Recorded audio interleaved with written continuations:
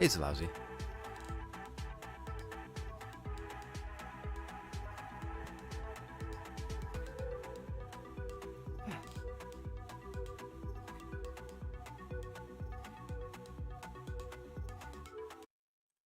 Okay, well, I'm starting a bit early today because I don't know how long it's gonna take, and I don't want to be doing this for too long.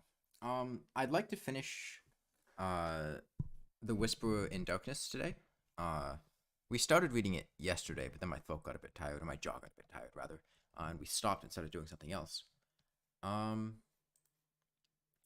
We'll see how feasible that is. But the setup for Golem right now is pretty much just sit right here. We're on a minecart track, and then hold down attack and left, and then we just mow Golem. And then while doing that, I can do pretty much whatever, because I don't need to actually use my hands to do that. I can just put down a water bottle on top of my attack key, and it'll fight the fight for me. So I'm going to go back to reading. I hope that audio is not too loud. Looks like it might be a little loud. Let me turn it down a little bit. I'll go with that. Okay. Yeah, pretty much all I have to do is just take a buff whenever my buffs wear off, and make sure nothing gets into the arena. We actually died once because of,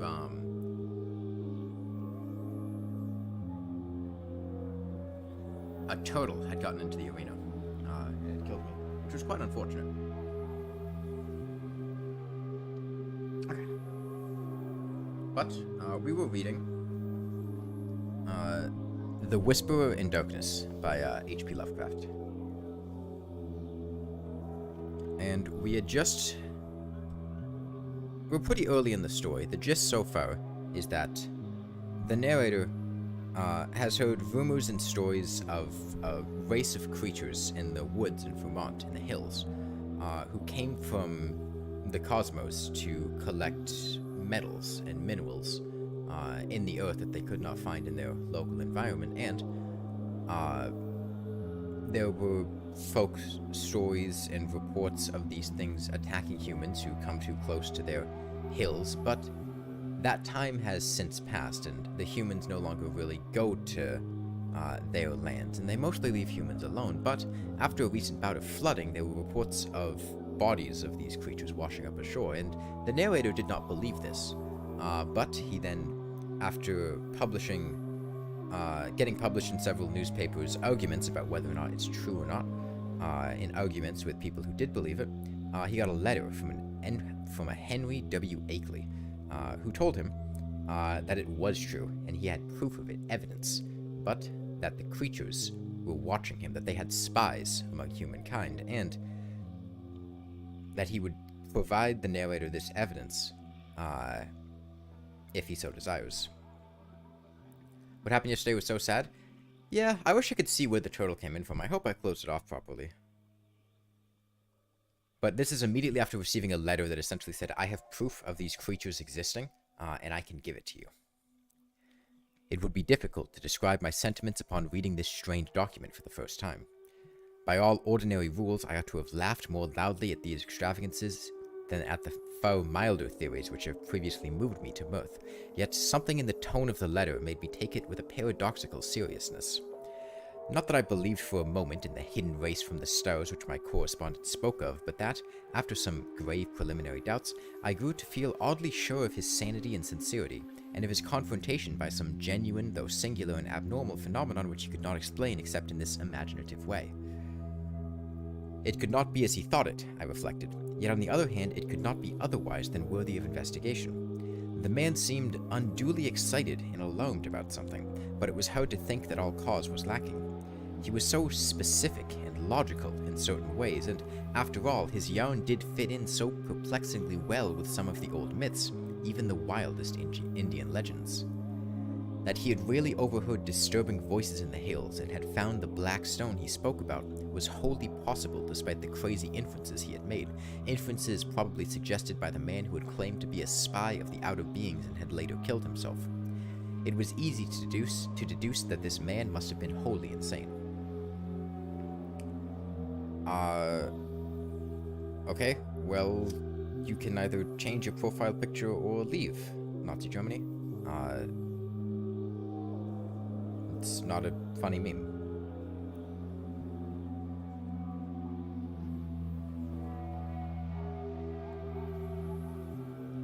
It was easy to deduce that this man must have been wholly insane, but that he probably had a streak of perverse outward logic which made the naive Akeley, already prepared for such things by his folklore studies, believe his tale. As for the latest developments, it appeared from his inability to keep hired help that Akeley's humbler rustic neighbors were as convinced as he that his house was besieged by uncanny things at night. The dogs really barked, too. Hey, Clover and Master Rico. Golem? Yeah, Golem is not a very... We'll see how it changes in Phase 2. We haven't actually gotten to Phase 2 yet. We died right before we got there last time. And then the matter of that phonograph record, which I could not but believe he had obtained in the way he said. It must mean something, whether animal noises deceptively like human speech, or the speech of some hidden, night-haunting human being decayed to a state not much above that of lower animals. From this, my thoughts went back to the black hieroglyphed stone, and to speculations upon what it might mean. Then, too, what of the photographs which Akeley said he was about to send, and which the old people had found so convincingly terrible? Yeah, well, I told them to stop. If they sent another message, I'll just ban them, Tegan. But I don't have... It's more work to tab out than to just tell them to leave. As I reread the cramped handwriting, I felt as never before that my credulous opponents might have more on their side than I had conceded. After all, there might be some queer and perhaps hereditarily misshapen outcasts in those shunned hills, even though no such race of starborn monsters as folklore claimed.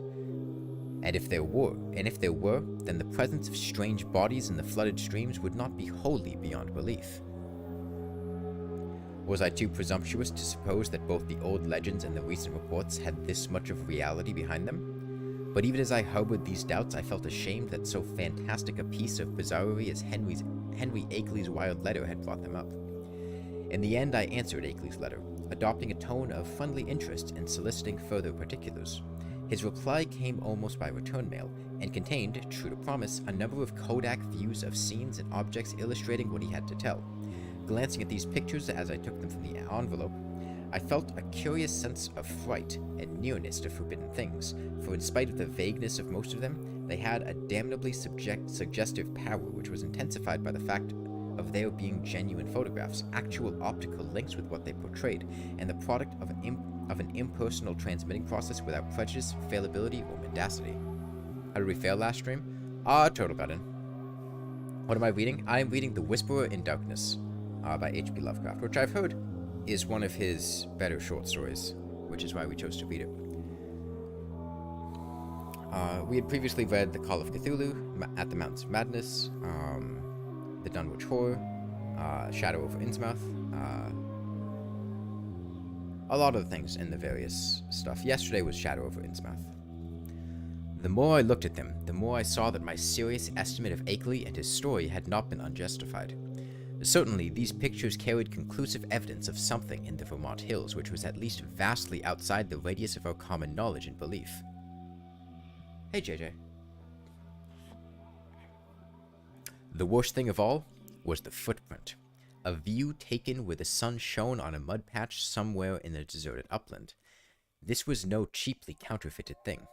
I could see at a glance, for the sharply defined pebbles and glass blades in the field of vision gave a clear index of scale and left no possibility of a tricky double exposure. I have called the thing a footprint, but claw print would be a better term. Even now, I can scarcely describe it save to say that it was hideously crab-like, and that there seemed to be some ambiguity about its direction. It was not a very deep or fresh print, but seemed to be about the size of an average man's foot.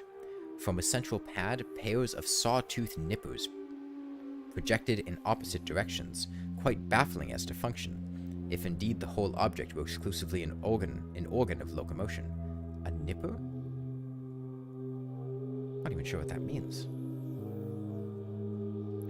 Another photograph, evidently a time exposure taken in deep shadow, was of the mouth of a woodland cave, with a boulder of rounded regularity choking the aperture. On the bare ground in front of it, one could just discern a dense network of curious tracks, and when I studied the picture with a magnifier, I felt uneasily sure that the tracks were like the one in the other view. A third picture showed a druid-like circle of standing stones on the summit of a wild hill. Around the cryptic circle, the grass was very much beaten down and worn away, though I could not detect any footprints even with the glass.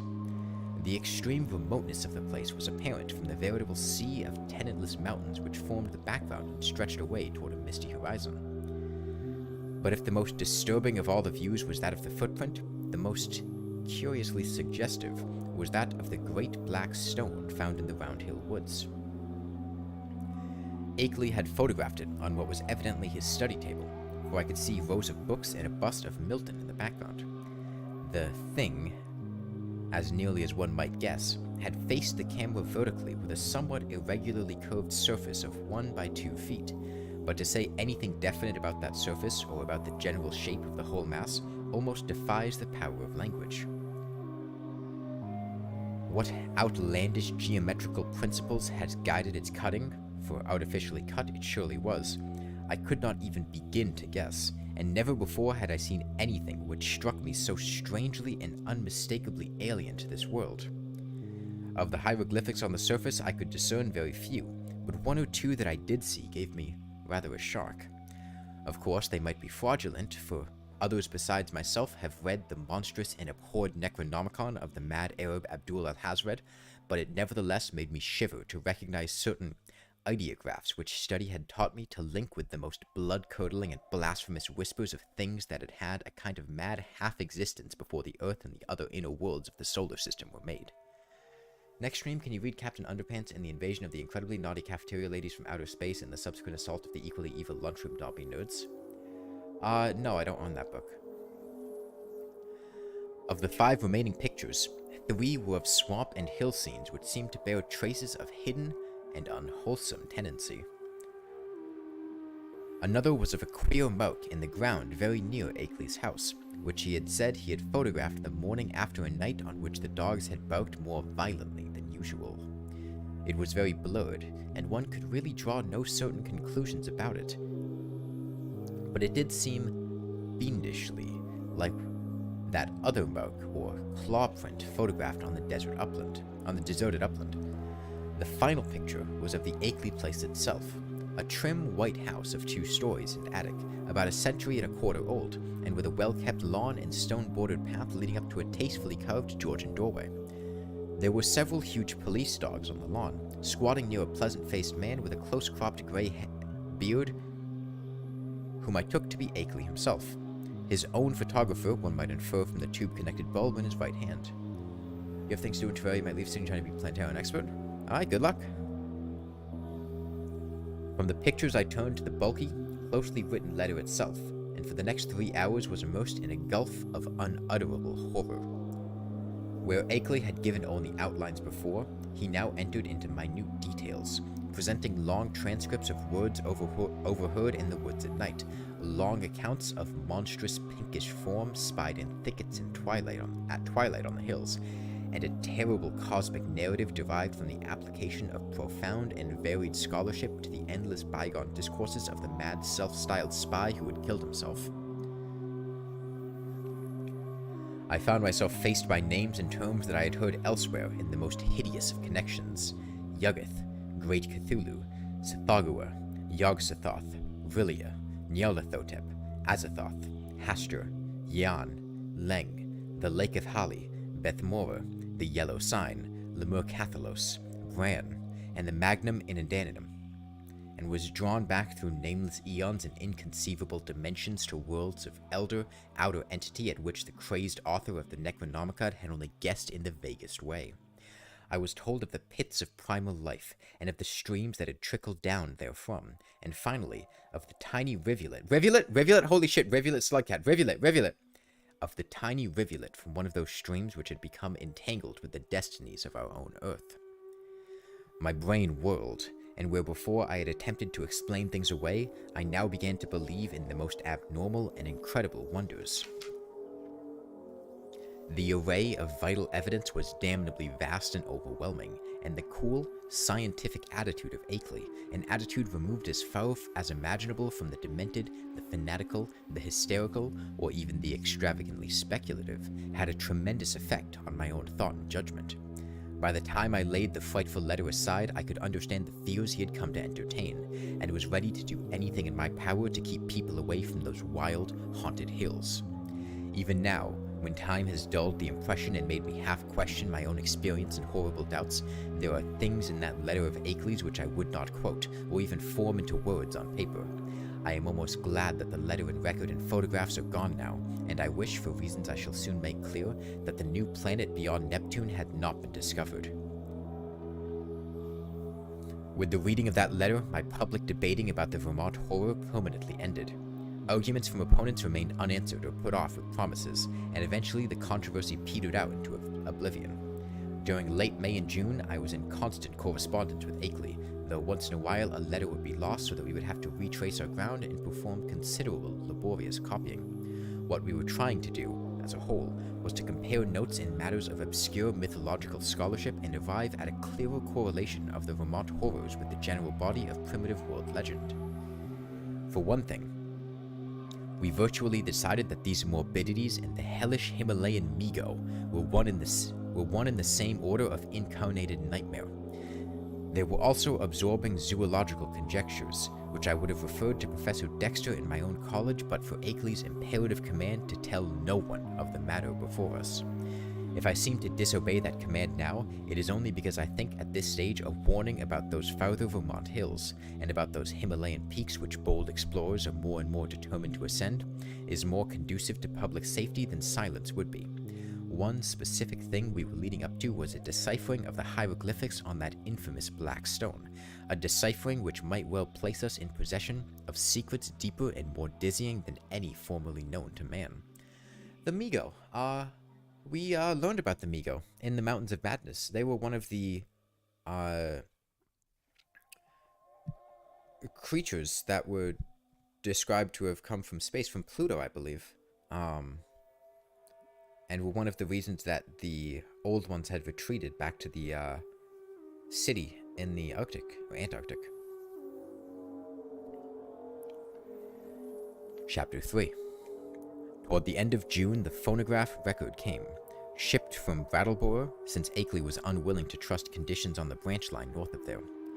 He had begun to feel an increased sense of espionage, aggravated by the loss of some of our letters, and said much about the insidious deeds of certain men whom he considered tools and agents of the hidden beings.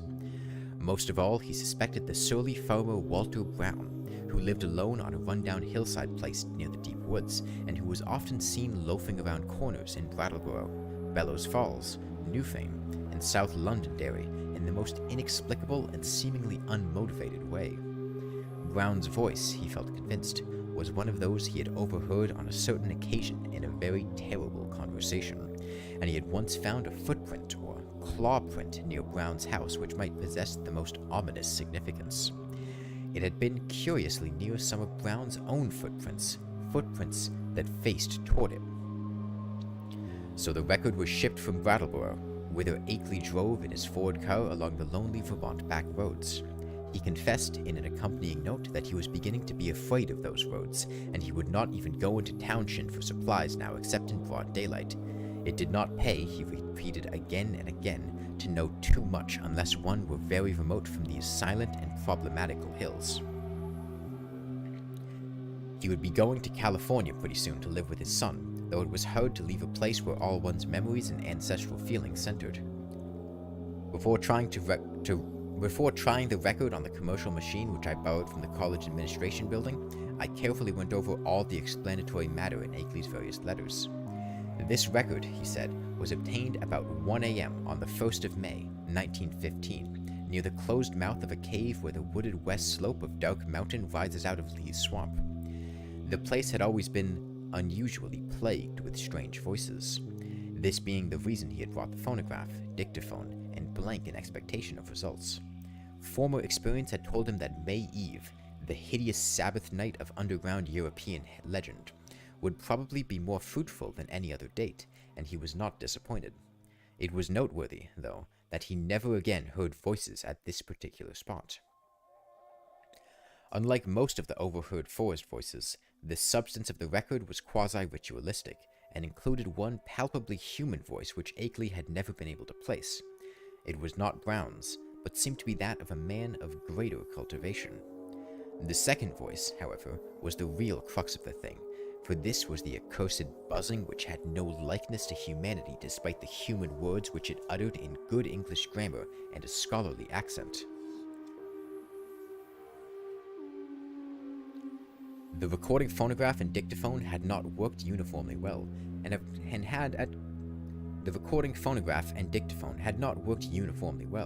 had, of course, been at a great disadvantage because of the remote and muffled nature of the overheard ritual, so that the actual speech secured was very fragmentary.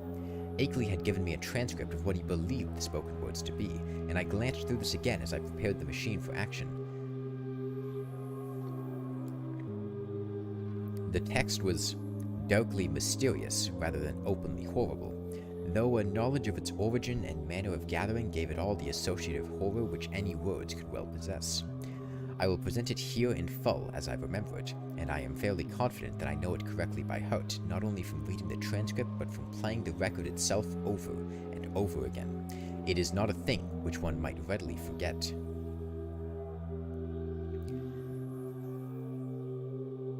Indistinguishable sounds. A cultivated male human voice.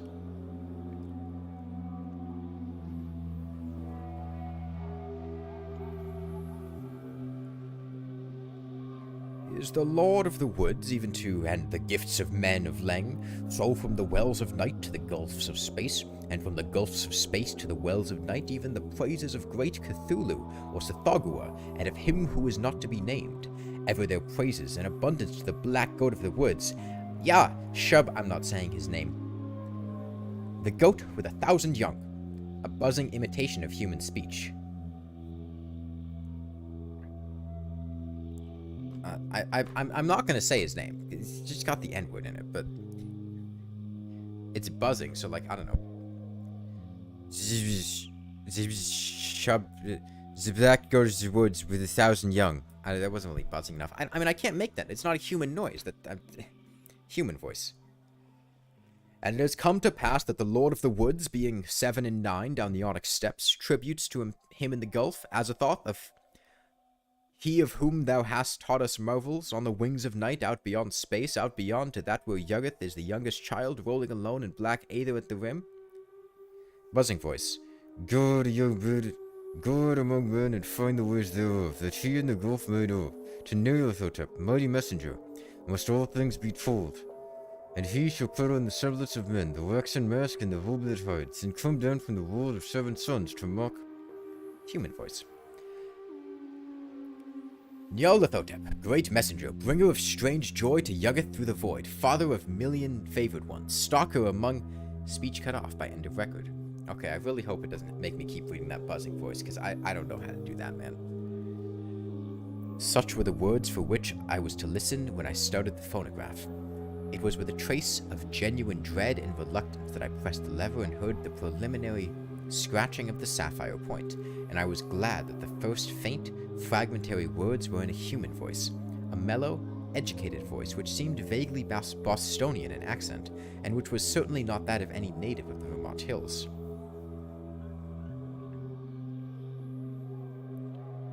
As I listened to the tantalizingly feeble rendering,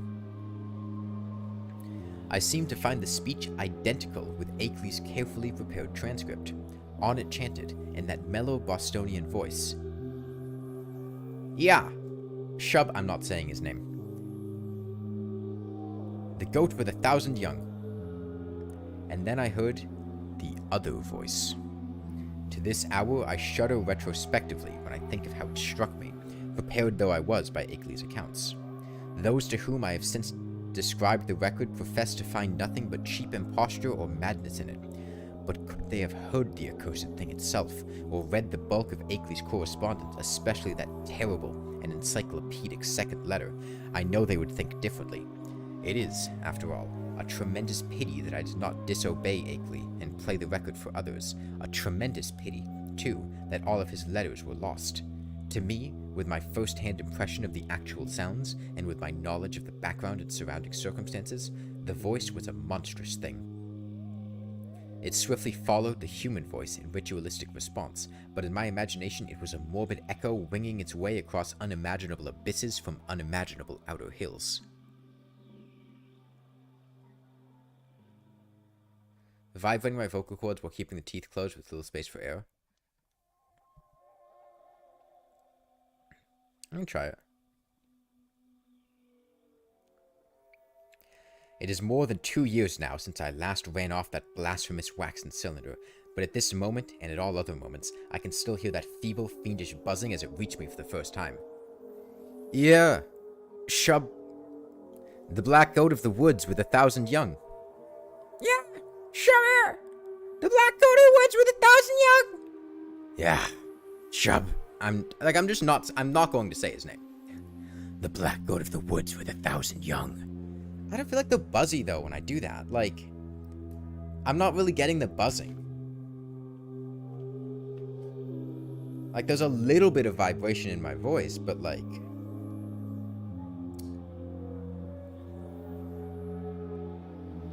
But though that voice is always in my ears, I have not yet been able to analyze it well enough for a graphic description.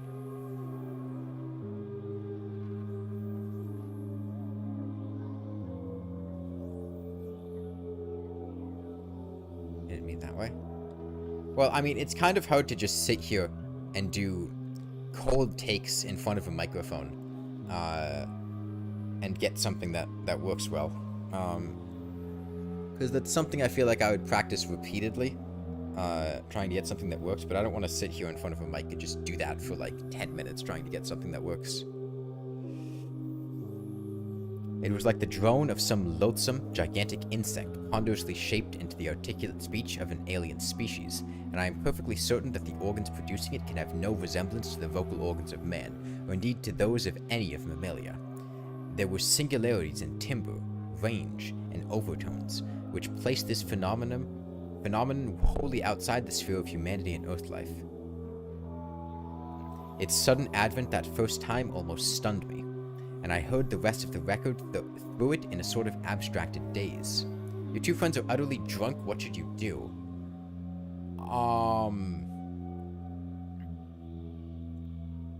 Will you have more context there? I mean, are you guys, like, out drinking? Are they, like, at your place? Are you at their place? Are they, like, completely shit-faced? Are they, like, about to pass out? Are they still, like, decently cognizant? They're just, like, really drunk? Like, what's the level we're working with here? That's good advice from Shark Tales. Just leaving them...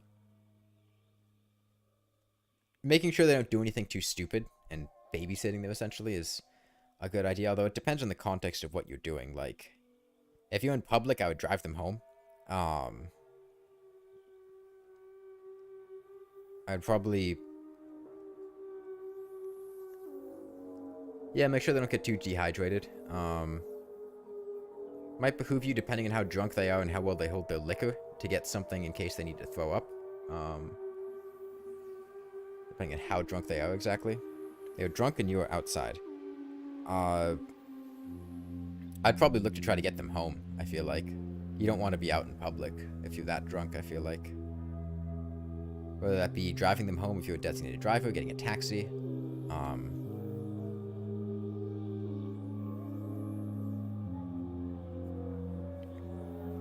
They're about to pass out.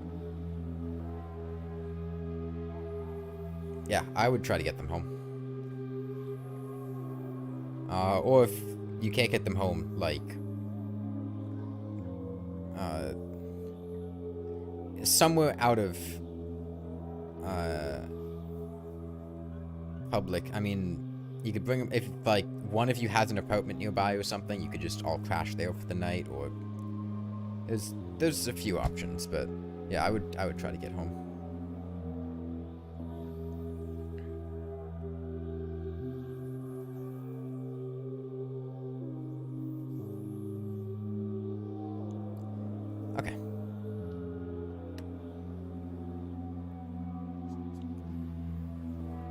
When the longer passage of buzzing came, there was a sharp intensification of that feeling of blasphemous infinity which had struck me during the shorter and earlier passage. At last the recording ended abruptly, during an unusually clear speech of the human and Bostonian voice, but I sat stupidly staring long after the machine had automatically stopped. You're in the forest, so you can't get a car. Is there shelter nearby? Like, were you, like, at, like, a cabin or something? Is there anywhere you can just, like, relax somewhere indoors, hopefully? You're 2 kilometers from the town.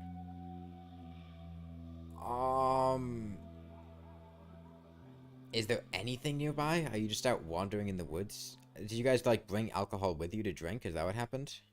You can stay in the forest for now. Yeah, I mean, if it's a 2-kilometer walk to get back anywhere, and you have 2 people who are about to pass out drunk, I feel like you just have to try to get them situated. And rest. Is it, like, a dangerous wooded area? Are there, like, bears and other wild animals that could be a potential danger?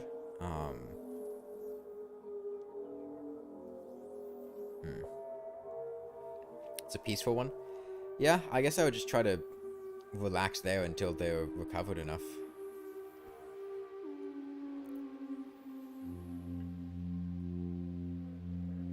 Probably be a good idea to watch over them, make sure nothing happens. And in the future, try not to get shit-faced in a place where you can't get back home easily.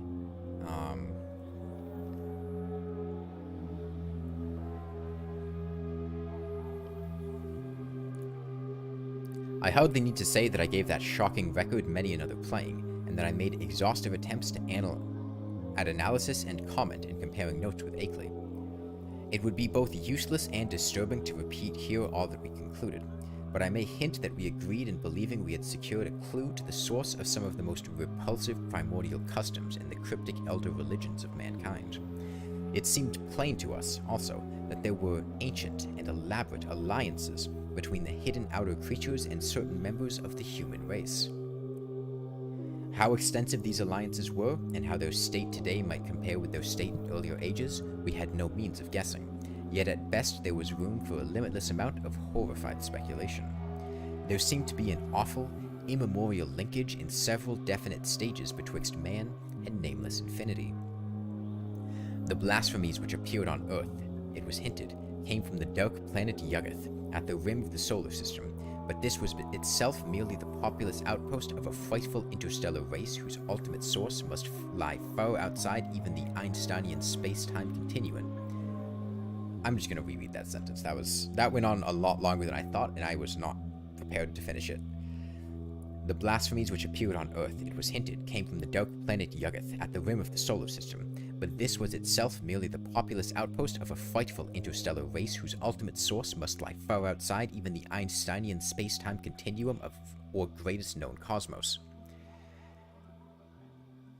Meanwhile, we continued to discuss the Black Stone and the best way of getting it to Arkham. Akeley deemed it inadvisable to have me visit him at the scene of his nightmare studies.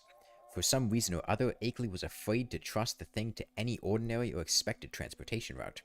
His final idea was to take it across the country to Bellows Fall and ship it on the Boston and Maine system through Keene and Winchendon and Fitchburg, even though this would necessitate his driving along somewhat lonelier and more forest-traversing hill roads than the main highway to Brattleboro. Yo, Keene and Winchendon, I remember those places. I used to live near there. He said he had noticed a man around the express office at Brattleboro when he had sent the phonograph record, whose actions and expression had been far from reassuring. This man had seemed too anxious to talk with the clerks, and had taken the train on which the record was shipped. Akeley confessed that he had not felt strictly at ease about that record until he heard from me of its safe receipts. About this time, the second week in July, another letter of mine went astray, as I learned through an anxious communication from Akeley. After that, he told me to address him no more at Townshend, but to send all mail in care of the general delivery at Brattleboro, whither he would make frequent trips either in his car or on the motor coach line which had lately replaced passenger service on the lagging branch railway. I could see that he was getting more and more anxious, for he went into much detail about the increased barking of the dogs on moonless nights, and about the fresh claw prints he sometimes found on the road and in the mud at the back of his farmyard when morning came. Yeah, we're getting close to phase 2. Once, he told me about a veritable army of prints drawn up in a line facing an equally thick and resolute line of dog tracks, and sent a loathsomely disturbing Kodak picture to prove it. This was after a night on which the dogs had outdone themselves in barking and howling. On the morning of Wednesday, July 18th, I received a telegram from Bellows Falls, in which Akeley said he was expressing the Black Stone over the B&M on train number 5508, leaving Bellows Fall at 12:15 p.m. Standard Time, and due at the North Station in Boston at 4:12 p.m. It ought, I calculated, to get up to Arkham at least by the next noon, and accordingly I stayed in all Thursday morning to receive it. But noon came and went without its advent, and when I telephoned down to the express office, I was informed that no shipment for me had arrived. My next act, performed amidst a growing alarm, was to give a long-distance call to the express agent at the Boston North Station, and I was scarcely surprised to learn that my consignment had not appeared. Train number 5508 had pulled in only 35 minutes late on the day before, but it contained no box addressed to me. The agent promised, however, to institute a searching inquiry, and ended the day by sending Akeley a night letter outlining the situation.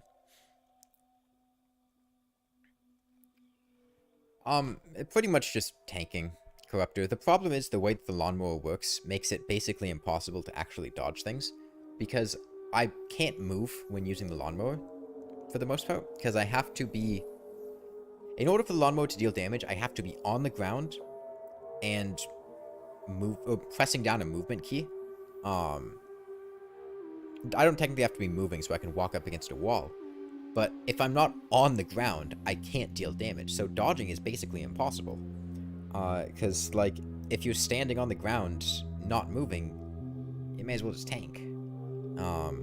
Which is unfortunate, but it's just the way the Lawnmower works. Like, if I wasn't doing this, it would be... Like, I mean, how else am I supposed to deal damage to Golem? I gotta be right on top of him.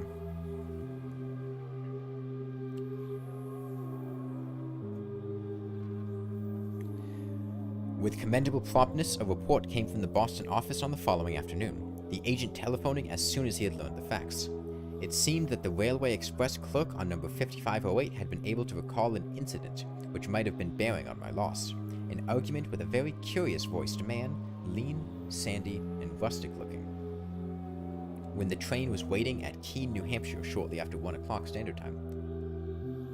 Some enemies you still have to kill for stuff like crafting wings, flasks, armors, etc. I have not crafted wings. Wings have been basically useless. I fished up fin wings, though.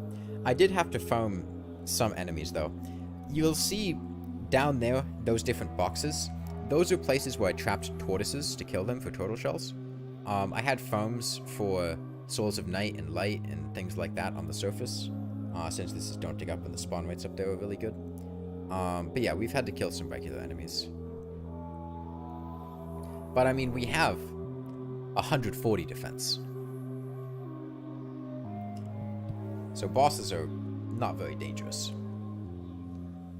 This man, he said, was greatly excited about a heavy box which he claimed to expect, but was neither on the train nor entered on the company's books. He had given the name of Stanley Adams, and had such a queerly thick, droning voice that it made the clerk abnormally dizzy and sleepy to listen to him. The clerk could not remember quite how the conversation had ended, but recalled starting into a fuller awakeness when the train began to move. The Boston agent added that this clerk was a young man of wholly unquestioned veracity and reliability, of known antecedents, and long with the company. That evening I went to Boston to interview the clerk in person, having obtained his name and address from the office. He was a frank, prepossessing fellow, but I saw that he could add nothing to his original account.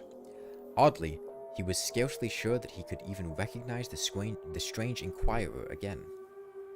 Realizing that he had no more to tell, I returned to Arkham and sat up all morning writing letters to Akeley, to the express company, and to the police department and stationing agent in Keene.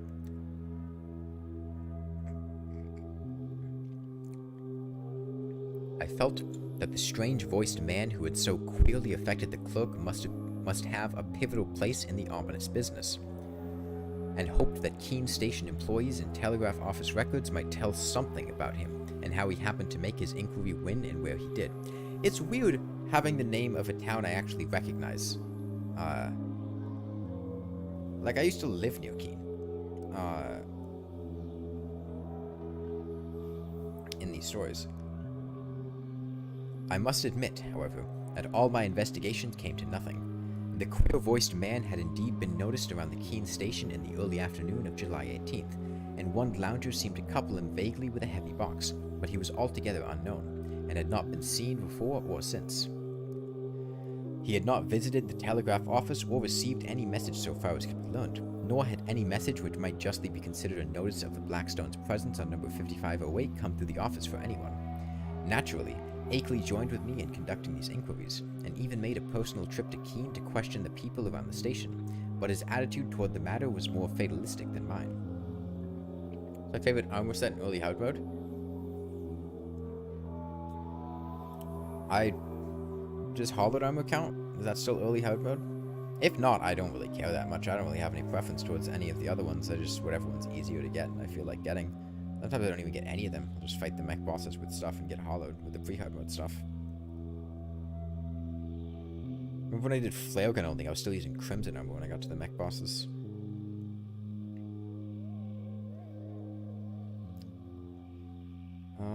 Fatalistic. Who were we?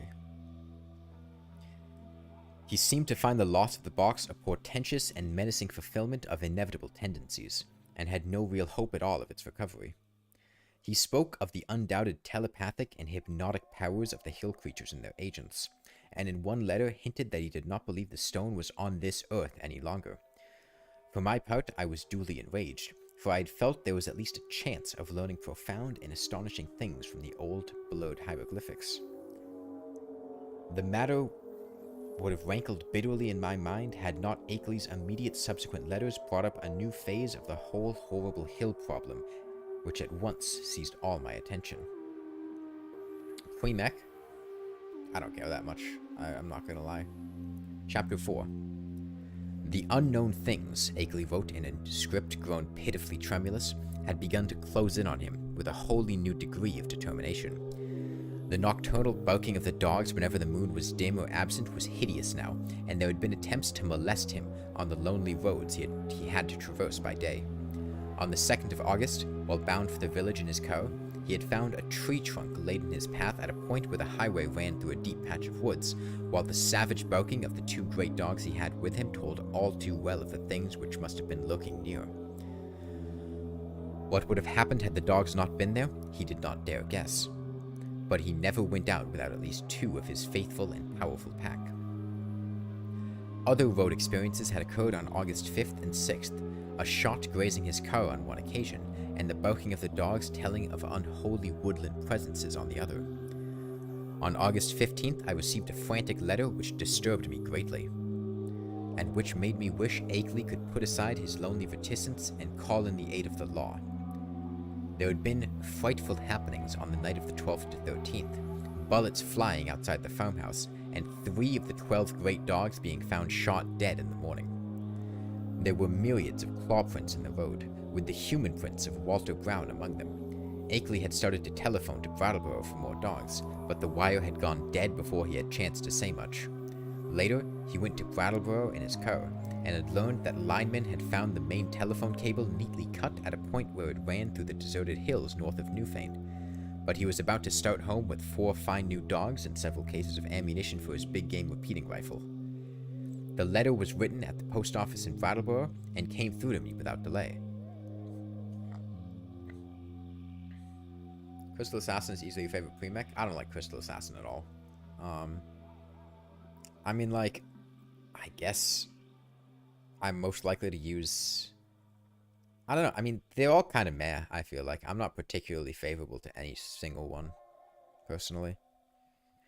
My attitude toward the matter was by this time quickly slipping from a scientific to an alarmedly personal one.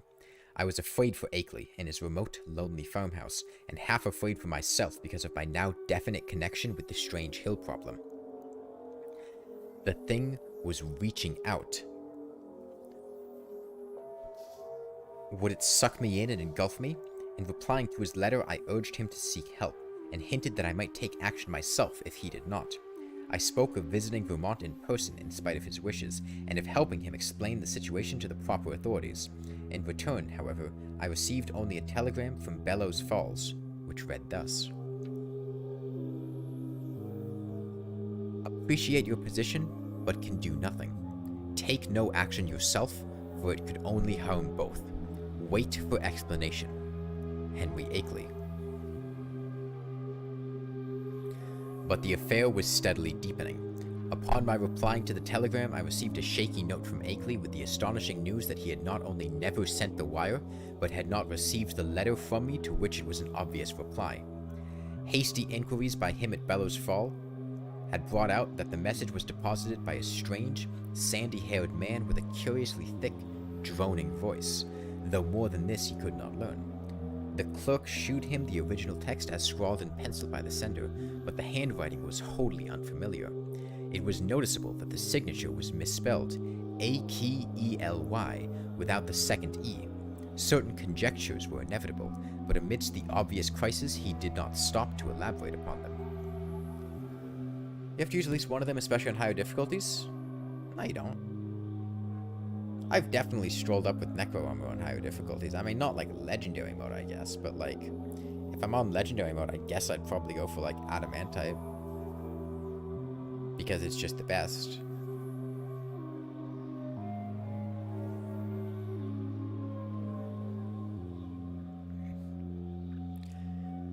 He spoke of the death of more dogs, and the purchase of still others, and of the exchange of gunfire which had become a settled feature each moonless night. Welcome back, Igor. How you doing? Brown's prints and the prints of at least one or two more shod human figures were now found regularly among the claw prints in the road and the back of the farmyard. It was, Akeley admitted, a pretty bad business, and before long he would probably have to go to live with his California son, whether or not he could sell the old place. But it was not easy to leave the only spot one could really think of as home. He must try to hang on a little longer. Perhaps he could scare off the intruders, especially if he openly gave up all further attempts to penetrate their secrets.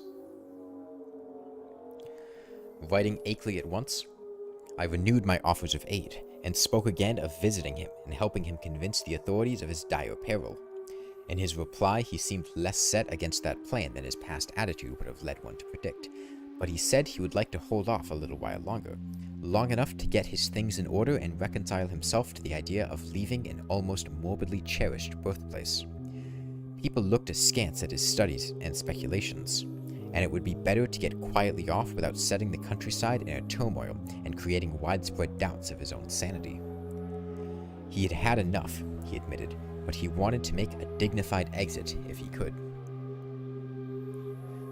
The letter reached me on the 28th of August, and I prepared and mailed as encouraging a reply as I could. Apparently, the encouragement had effect, for Akeley had fewer terrors to report when he acknowledged my note. He was not very optimistic, though, and expressed the belief that it was only the full moon season which was holding the creatures off. He hoped there would not be many densely cloudy nights, and talked vaguely of boarding in Brattleboro when the moon waned. Again I wrote him encouragingly, but on September 5th there came a fresh communication which had obviously crossed my letter in the mails, and to this I could not give any such hopeful response. In view of its importance, I believe I had better give it in full, as best I could do from memory of the shaky script. It ran, substantially, as follows. Monday. Dear Wilmarth, a rather discouraging P.S. to my last. Last night was thickly cloudy, though no rain, and not a bit of moonlight got through. Things were pretty bad, and I think the end is getting near, in spite of all we have hoped. After midnight, something landed on the roof of the house, and the dogs all rushed up to see what it was. I could hear them snapping and tearing around, and then one managed to get on the roof by jumping from the low L. There was a terrible fight up there, and I heard the frightful buzzing, which I'll never forget. And then there was the shocking smell, About the same time, bullets came through the window and nearly grazed me. I think the main line of the hill creatures had got close to the house when the dogs divided because of the roof business. What was up there, I don't know yet. But I'm afraid the creatures are learning to steer better with those space wings. I put out the light and used the windows for loopholes, and raked all around the house with rifle fire aimed just high enough not to hit the dogs. That seemed to end the business, but in morning I found great pools of blood in the yard, beside pools of a green sticky stuff that had the worst odor I had ever smelled. I climbed up on the roof and found more of the sticky stuff there. 5 of the dogs were killed. I'm afraid I hit one myself by aiming too low, for he was shot in the back. Now I am setting the panes the shots broke, and I am going to Brattleboro for more dogs. I guess the men at the kennels think I am crazy. We'll drop another note later. Suppose I'll be ready for moving in a week or 2, though it nearly kills me to think of it. No, phase 2 would be at, it looks like around 2,500. Something around there. Actually, even less, like 2,300. But this was not the only letter from Akeley to cross mine. On the next morning, September 6th, still another came. This time a frantic scrawl, which utterly unnerved me and put me at a loss what to say or do next. Again, I cannot do better than quote the text as faithfully as memory will let me. Tuesday. Clouds didn't break, so no moon again, and going into the wane anyhow. I'd have the house wired for electricity and put in a searchlight if I didn't know they'd cut the cables as fast as they could be mended.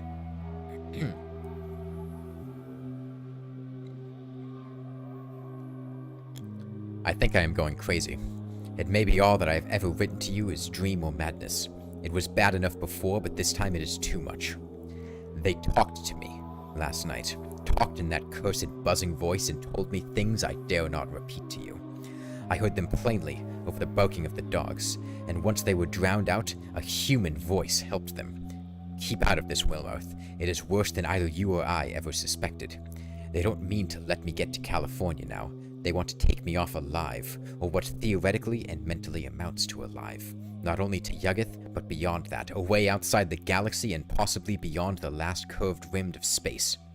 I told them I wouldn't go where they wish, or in the terrible way they propose to take me, but I'm afraid it will be of no use.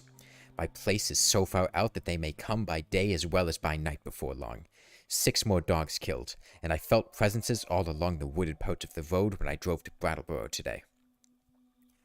It was a mistake for me to try to send you that phonograph record in black stone. Better smash the record before it's too late. We'll drop you another line tomorrow if I'm still here. Wish I could arrange to get my books and things to Brattleboro and board there. I would run off without anything if I could, but something inside my mind holds me back. I could slip out to Brattleboro where I ought to be safe, but I feel just as much a prisoner there as at the house.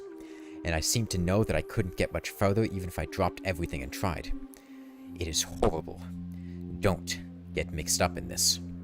Yours, Akeley. I did not sleep at all that night after receiving this terrible thing, and was utterly baffled as to Akeley's remaining degree of sanity. The substance of the note was wholly insane, yet the manner of expression, in view of all that had gone before, had a grimly potent quality of convincingness. I made no attempt to answer it, thinking it better to wait until Akeley might have time to reply to my latest communication. Such a reply indeed came on the following day, though the fresh material in it quite overshadowed any of the points brought up by the letter it nominally answered. Here is what I recall of the text, scrawled and blotted as it was in the course of a plainly frantic and hurried composition. Wednesday. W. Your letter came, but it's no use to discuss anything anymore. I am fully resigned. Wonder that I have even enough willpower left to fight them off. Can't escape even if I were willing to give up everything and run. They'll get me. Had a letter from them yesterday. RFD man brought it while I was at Brattleboro. Typed and postmarked to Bellows Falls. Tells what they want to do with me. I can't repeat it.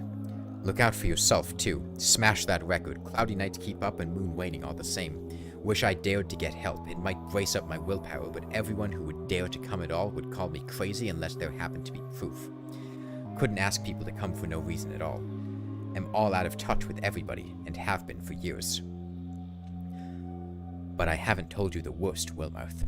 Brace up to read this, for it will give you a shock. I am telling the truth, though. It is this. I have seen and touched one of the things, or part of one of the things. God, man, but it's awful. It was dead, of course. One of the dogs had it, and I found it near the kennel this morning. I tried to save it in the woodshed to convince people of the whole thing, but it all evaporated in a few hours. Nothing left. You know, all those things in the rivers were seen only on the first morning after the flood. And here's the worst. I tried to photograph it for you, but when I developed the film, there wasn't anything visible except the woodshed. What can the thing be made of? I saw it and felt it, and they all leave footprints. It was surely made of matter, but what kind of matter?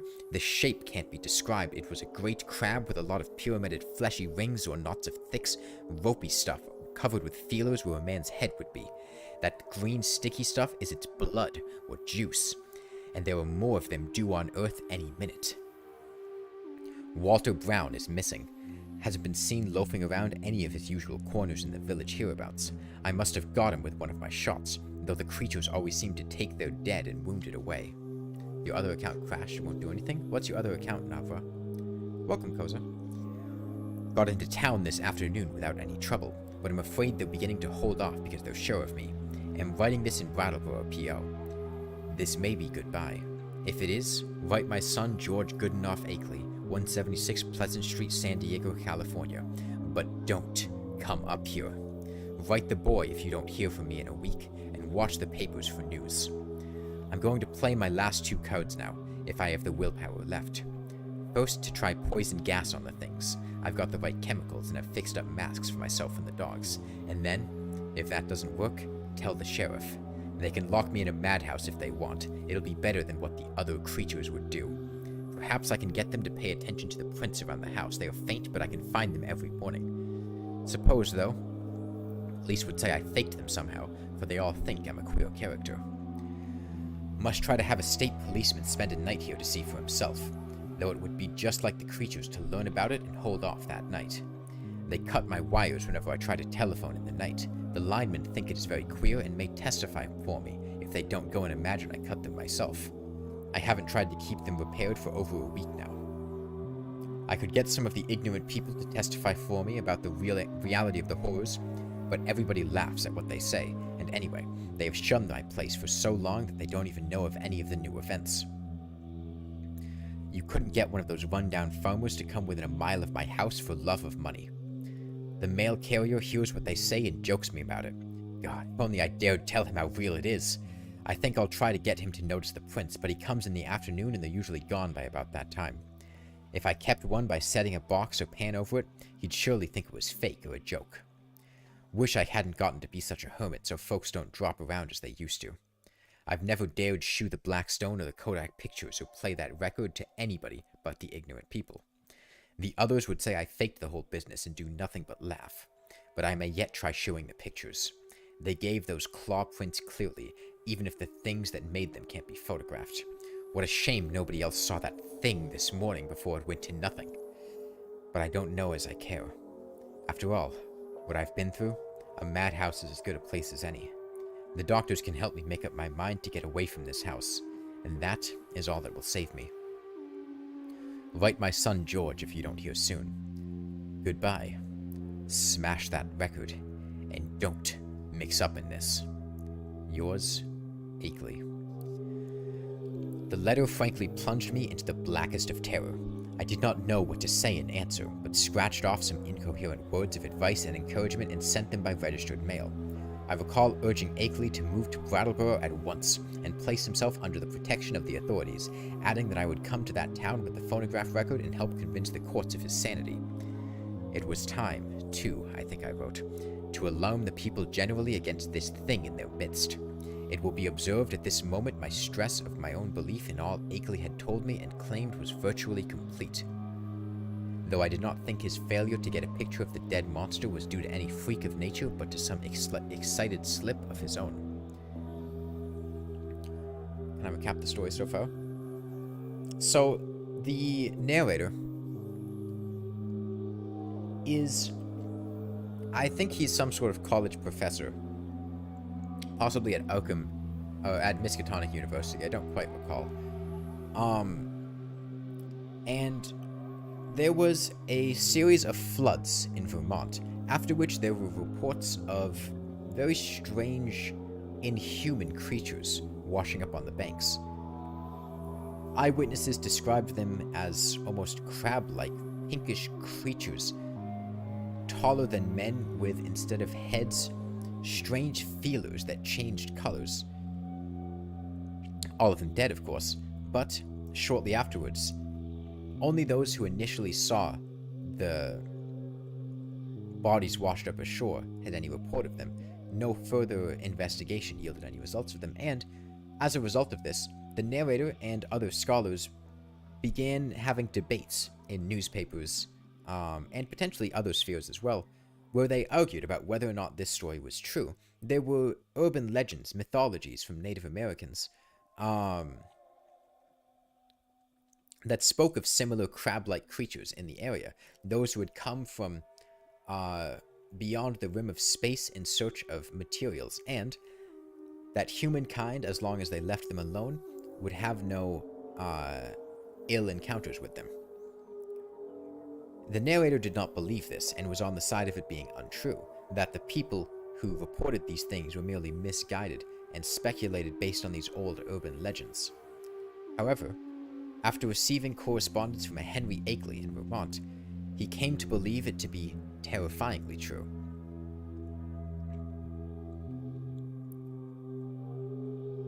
Akeley's letters described in horrific detail the actions of these creatures. I notice I'm dropping some frames in OBS. I'm not really sure why.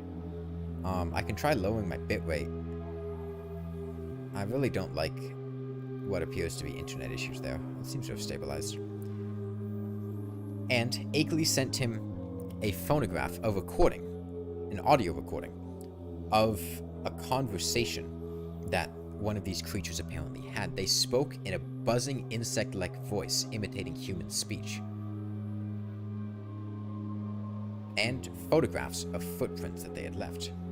And after this correspondence, the narrator has become convinced that they are the Migo, coming from the planet Yuggoth, known to humans as Pluto, on the edge of the solar system, but they come from an even greater distance, that Yuggoth is only a colony to them. And they come to Earth in search of minerals and materials. Akeley had attempted to send a black stone inscribed with hieroglyphs to the narrator, but the package had been intercepted. Indeed, it seems that the Migo had spies in humankind. They were in the mail stations, sending letters, stealing their mail and packages, impersonating Henry Akeley. And, at this point, Akeley has become more and more fearful for his life, to the point that he feels his demise is imminent. The creatures have continued coming, killing his dogs, shooting bullets presumably with the aid of their human spies. He found one dead, killed by his dogs, but it disappeared, dissolved away to nothing several hours later, and it did not show up on photographed film. At this point, Akeley has gone to Brattleboro, a nearby city, and intends to seek refuge there with either a madhouse or the police, but as to what's going to happen at that is yet to be seen. Then, apparently crossing my incoherent note and reaching me Saturday afternoon, September 8th, came that curiously different and calming letter, neatly typed on a new machine. That strange letter of reassurance and invitation which must have marked so prodigious a transition in the whole nightmare drama of the Lonely Hills. Again, I will quote it from memory. Seeking for special reasons to preserve as much of the flavor as the style as I can. It was postmarked Bellows Falls, and the signature as well as the body of the letter was typed, as is frequently with beginners in typing. The text, though, was marvelously accurate for a tyro's work, and I concluded that Akeley must have used a machine at some previous period, perhaps in college. To say that the letter relieved me would be only fair, yet beneath my relief lay a substratum of uneasiness. If Akeley had been sane in his terror, was he now sane in his deliverance? And the sort of improved rapport mentioned, what was it?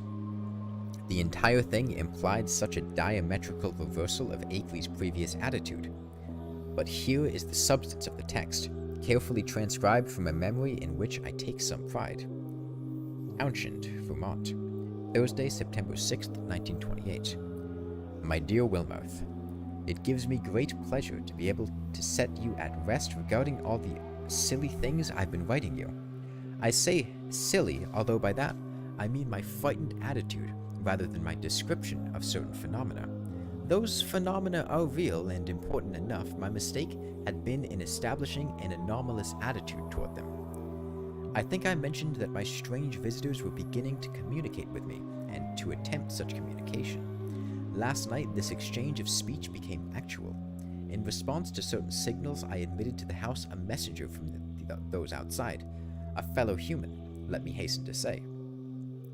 He told me that neither you nor I had even begun to guess, and shewed clearly how totally we had misjudged and misinterpreted the purpose of the Outer Ones in maintaining their secret colony on this planet. It seems that the evil legends about what they have offered to men and what they wish in connection with the Earth are wholly the result of an ignorant misconception of allegorical speech. Speech, of course, molded by cultural backgrounds and thought habits vastly different from anything we dream of. My own conjectures, I freely own, shot as widely past the mark as any of the guesses of illiterate farmers and savage Indians. What I had thought morbid and shameful and ignominious is in reality awesome, and mind-expanding, and even glorious, my previous estimate being merely a phase of man's eternal tendency to hate and fear and shrink from the utterly different. Now I regret the harm I have inflicted upon those alien and incredible beings in the course of our nightly skirmishes. If only I had consented to talk peacefully and reasonably with them in the first place.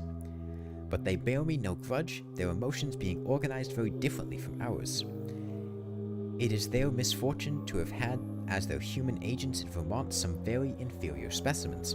The late Walter Brown, for example. He prejudiced me vastly against them. Actually, they have never knowingly harmed men, but have often been cruelly wronged and spied upon by our species. There is a whole secret cult of evil men. A man of your mystical erudition will understand me when I link them with Hastur and the Yellow Sign, devoted to the purpose of tracking them down and injuring them on behalf of monstrous powers from other dimensions. It is against these aggressors, not against normal humanity, that the drastic precautions of the Outer Ones are directed. Incidentally, I learned that many of our lost letters were stolen not by the Outer Ones, but by the emissaries of this malign cult. All that the Outer Ones wish of man is peace and non-molestation and increasingly intellectual rapport. This latter is absolutely necessary now that our inventions and devices are expanding our knowledge and motions, and making it more and more impossible for the Outer One's necessary outposts to exist secretly on this planet. The alien beings desire to know mankind more fully, and to have a few of mankind's philosophic and scientific leaders know more about them. With such an exchange of knowledge, all perils will pass and a satisfactory modus vivendi be established. The very idea of any attempt to enslave or degrade mankind is ridiculous.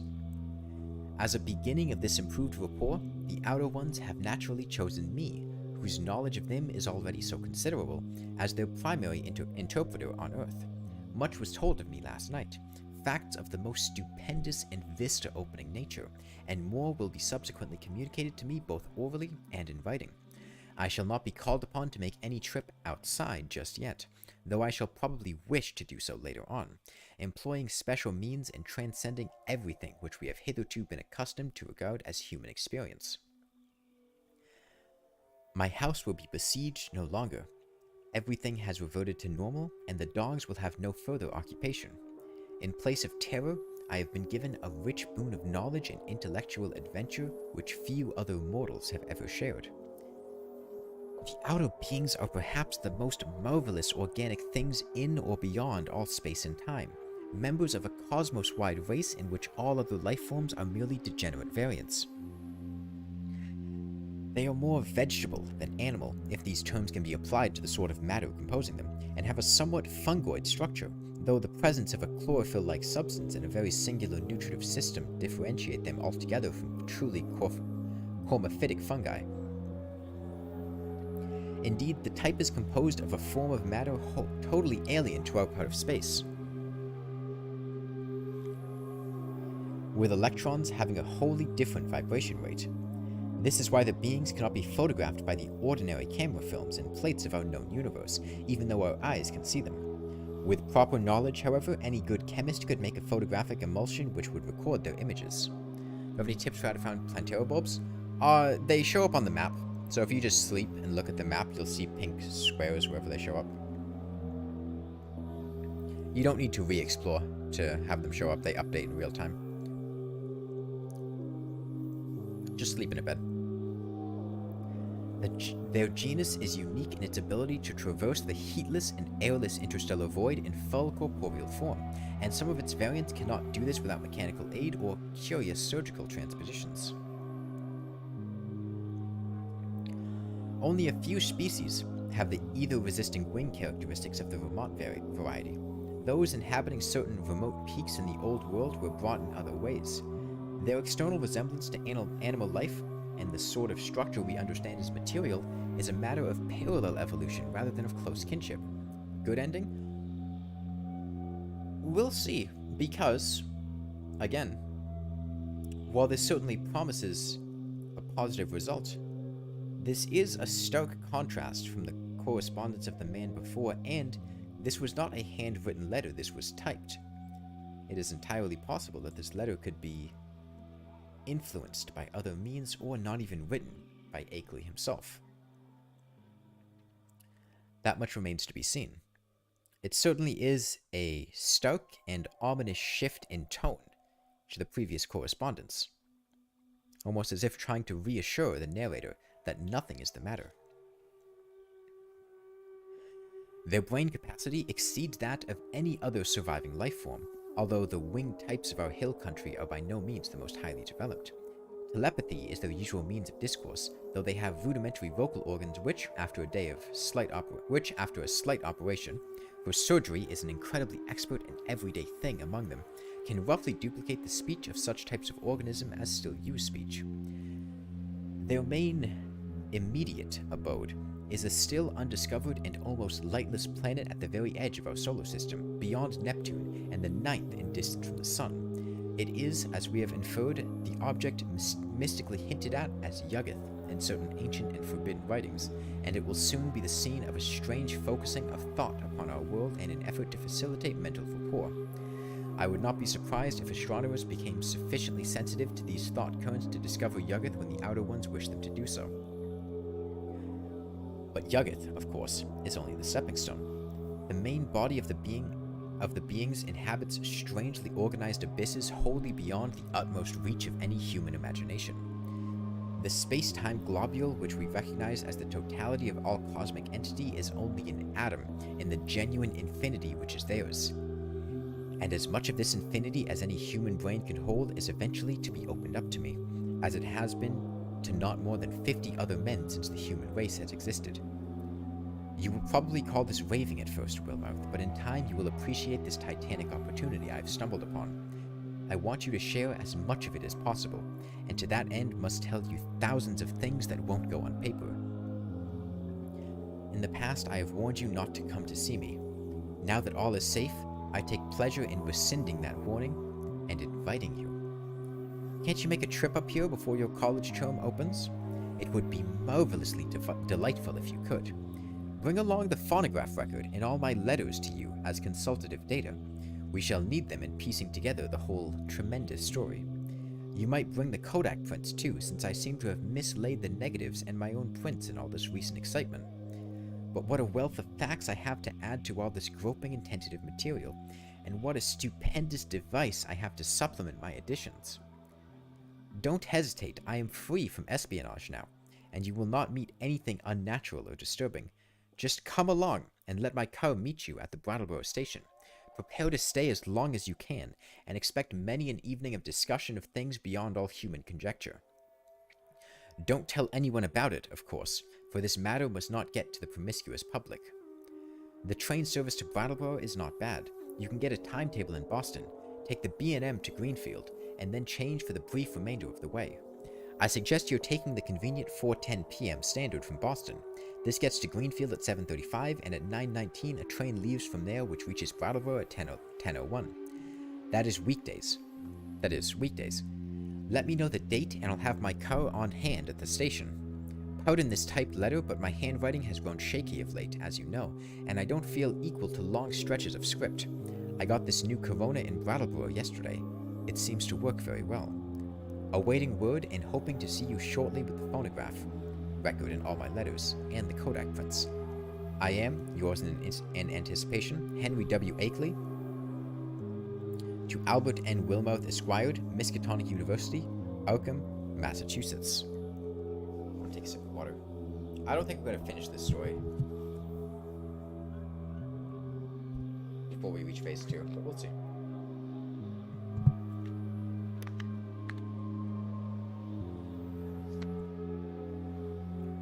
The complexity of my emotions upon reading, rereading, and pondering over this strange and unlooked-for letter is past adequate description. I have said that I was at once relieved and made uneasy, but this expresses only crudely the overtones of diverse and largely subconscious feelings which comprise both the relief and the uneasiness. We'll have to see, Sharktails. Phase 2 Golem does hit harder, so we may not be able to AFK it. To begin with, the thing was so antipodally at variance with the whole chain of horrors preceding it. The change of mood from stark terror to cool complacency and even exultation was so unheralded, lightning-like, and complete. I could scarcely believe that a single day could so alter the psychological perspective of one who had written that final frenzied bulletin of Wednesday, no matter what relieving disclosures that day might have brought. At certain moments, a sense of conflicting unrealities made me wonder whether this whole distantly reported drama of fantastic forces were not a kind of half-illusory dream created largely within my own mind. Then I thought of the phonograph record, and gave way to still greater bewilderment. The letter seemed so unlike anything which could have been expected. As I analyzed my impression, I saw that it consisted of two distinct phases. First, granting that Akeley had been sane before and was still sane, the indicated change in the situation was so swift and unthinkable. And secondly, the change in Akeley's own manner, attitude, and language was so vastly beyond the normal or the predictable. The man's whole personality seemed to have undergone an insidious mutation, a mutation so deep that one could scarcely reconcile his two aspects with the supposition that both represented equal sanity. Word choice, spelling, all were subtly different, and with my academic sensitiveness to prose style, I could trace profound divergences in his commonest reactions and rhythm responses.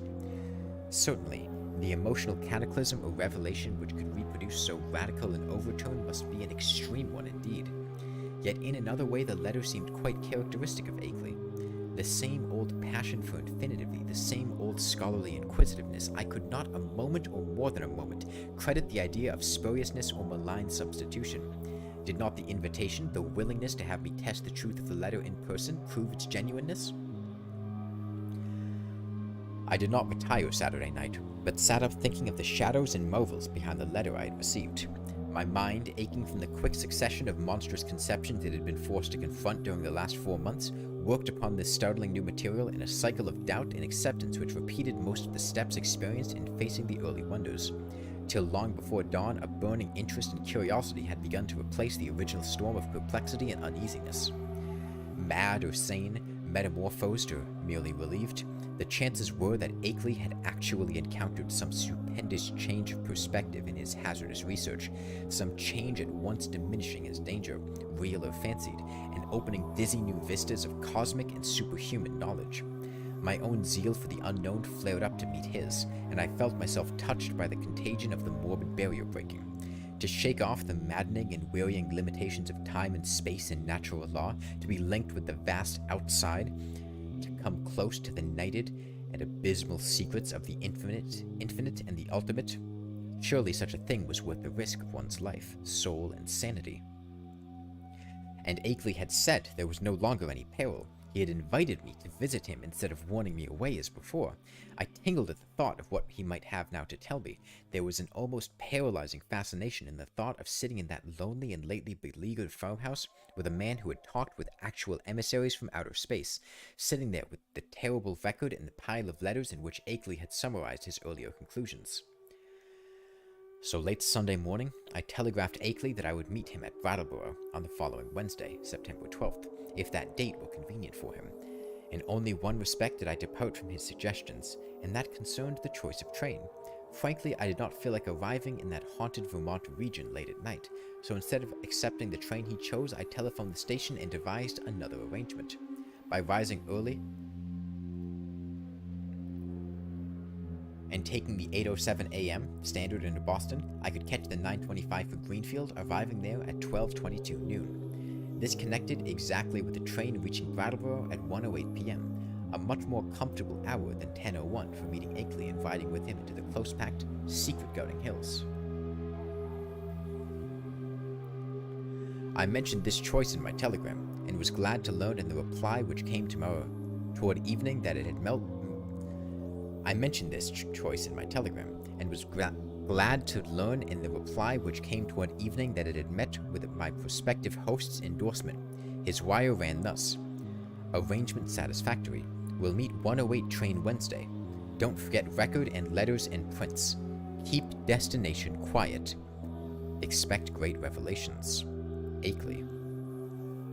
Receipt of this message in direct response to one sent to Akeley and necessarily delivered to his house from the Townshend station either by official messenger or by a restored telephone service removed any lingering subconscious doubts I might have had about the authorship of the perplexing letter. My relief was marked. Indeed, it was greater than I could account for at that time, since all such doubts had been rather deeply buried. But I slept soundly and long that night, and was eagerly busy with preparations during the ensuing 2 days. On Wednesday, I started as agreed, taking with me a valise full of simple necessities and scientific data, including the hideous phonograph record, the Kodak prints, and the entire of Akeley's correspondence. As requested, I had told no one where I was going, for I could see that the matter demanded utmost privacy, even allowing for its most favorable turns. The thought of actual mental contact with alien outside entities was stupefying enough to my trained and somewhat prepared mind, and this being so, what might one think of its effects on the vast masses of uninformed laymen? I do not know whether dread or adventurous expectancy was uppermost in me as I changed trains in Boston and began the long westward run out of familiar region into those I knew less thoroughly: Waltham, Concord, Ayer, Fitchburg, Gardner, Athol. My train reached Greenfield 7 minutes late, but the northbound connecting express had been held. Transferring in haste, I felt a curious breathlessness as the cars rumbled on through the early afternoon sunlight into territories I had always read of but had never visited. I knew I was entering an altogether older-fashioned and more primitive New England than the mechanized, urbanized coastal and southern area where all my life had been spent, an unspoiled ancestral New England without the foreigners and factory smoke, billboards and concrete loads, of the sections which modernity had touched. There would be odd survivals of that continuous native life whose deep roots make it the one authentic outgrowth of the landscape, the continuous native life which keeps alive strange ancient memories and fertilizes the soil for shadowy, marvelous, and seldom mentioned beliefs. Now and then I saw the blue Connecticut River gleaming in the sun, and after leaving Northfield we crossed it. Ahead loomed green and cryptical hills, and when the conductor came around I learned that I was at last in Vermont. He told me to set back my watch an hour, since the northern hill country will have no dealings with newfangled daylight time schemes. As I did so, it seemed to me that I was likewise turning the calendar back a century. The train kept close to the river, and across in New Hampshire I could see the approaching slope of steep Wantasticra, about which singular old legends cluster. Then streets appeared on my left, and a green island shoot in the stream on my right. People rose and filed to the door, and I followed them. The car stopped, and I alighted beneath the long train shed of the Brattleboro station. Looking over the line of waiting motors, I hesitated a moment. to see which one might take to be the Akeley Ford, but my identity was divined before I could take the initiative. And yet it was clearly not Akeley himself who advanced to meet me with an outstretched hand and a mellowly phrased query as to whether I was indeed Mr. Albert N. Wilmouth of Arkham. This man bore no resemblance to the bearded, grizzled Akeley of the snapshot, but was a younger and more urban person, fashionably dressed and wearing only a small, dark mustache. His cultivated voice held an odd and almost disturbing hint of vague familiarity, although I could not definitely place it in my memory. As I surveyed him, I heard him explaining that he was a friend of my prospective hosts who had come down from Townshend in his stead. Akeley, he declared, had suffered a sudden attack of some asthmatic trouble, and did not feel equal to making a trip in the outdoor air. It was not serious, however, and there was to be no change in plans regarding my visit. I could not make out just how much this Mr. Noise, as he announced himself, knew of Akeley's researches and discoveries, though it seemed to me that his casual manner stamped him as a comparative outsider. Remembering what a hermit Akeley had been, I was a trifle surprised at the ready availability of such a friend, but did not let my puzzlement deter me from entering the motor to which he gestured me. It was not the small, ancient car I had expected from Akeley's descriptions, but a large and immaculate specimen of recent pattern, apparently Noise's own, and bearing Massachusetts license plates with the amusing sacred codfish device of that year. My guide, I had concluded, must be a summer transient in the Townshend region. Noise climbed in the car beside me and started it at once. I was glad that he did not overflow with conversation, for some peculiar atmospheric tensity made me feel disinclined to talk. The town seemed very attractive in the afternoon sunlight as we swept up an incline and turned to the right into the main street. It drowsed like the older New England cities which one remembers from boyhood, and something in the collocation of roofs and steeples and chimneys and brick walls formed contours touching deep vial strings of ancestral emotion. I could tell that I was at the gateway of a region half bewitched through the pilings of unbroken time accumulations, a region where old, strange things have had a chance to grow and linger because they have never been stirred up. As we passed out of Brattleboro, my sense of constraint and foreboding increased, for a vague quality in the hill-crowded countryside with its towering, threatening, close-pressing green and granite slopes hinted at obscure secrets and immemorial survivals which might or might not be hostile to mankind. Hey, Ashley. Hey, Ashley. No, I'm not insane, I'm just reading. This is The Whisperer in Darkness by H.P. Lovecraft. We're not going to finish this by the time we kill Golem. Golem's first phase, so we may have to put a pin in this when that time comes.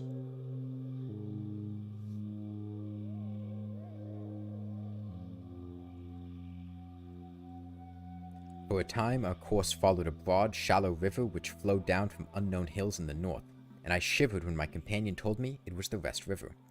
It was in this stream, I recalled from newspaper items, that one of the morbid crab-like beings had been seen floating after the floods. Gradually, the country around us grew wilder and more deserted. Archaic covered bridges lingered fearsomely out of the past in pockets of the hills, and the half-abandoned railway track paralleling the river seemed to exhale a nebulously visible air of desolation. There were awesome sweeps of vivid valley where great cliffs rose, New England's virgin granite shewing gray and austere through the verdure that scaled the crests. There were gorges where untamed streams leaped, bearing down toward the river the unimagined secrets of 1,000 pathless peaks. Branching away now and then were narrow, half-concealed roads that bored their way through solid, luxuriant masses of forest among whose primal trees whole armies of elemental spirits might well lurk. As I saw these, I thought of how Akeley had been molested by unseen agencies on his drive through this very route, and did not wonder that such things could be. The quaint, sightly village of Newfane, reached in less than an hour, was our last link with that world which man can definitely call his own by virtue of conquest and complete occupancy. After that, we cast off all allegiance to immediate, tangible, and time-touched things, and entered a fantastic world of hushed unreality in which the narrow, ribbon-like road rose and fell and curved with an almost sentient and purposeful caprice amidst the tenantless green peaks and half-deserted valleys. Except for the sound of the motor and the faint stir of the few lonely foams we passed at infrequent intervals, the only thing that reached my ears was the gurgling, insidious trickle of strange waters from numberless hidden fountains in the shadowy woods. The nearness and intimacy of the dwarfed, domed hills now became veritably breathtaking. Their steepness and abruptness were even greater than I had imagined from hearsay, and suggested nothing in common with the prosaic objective world we know.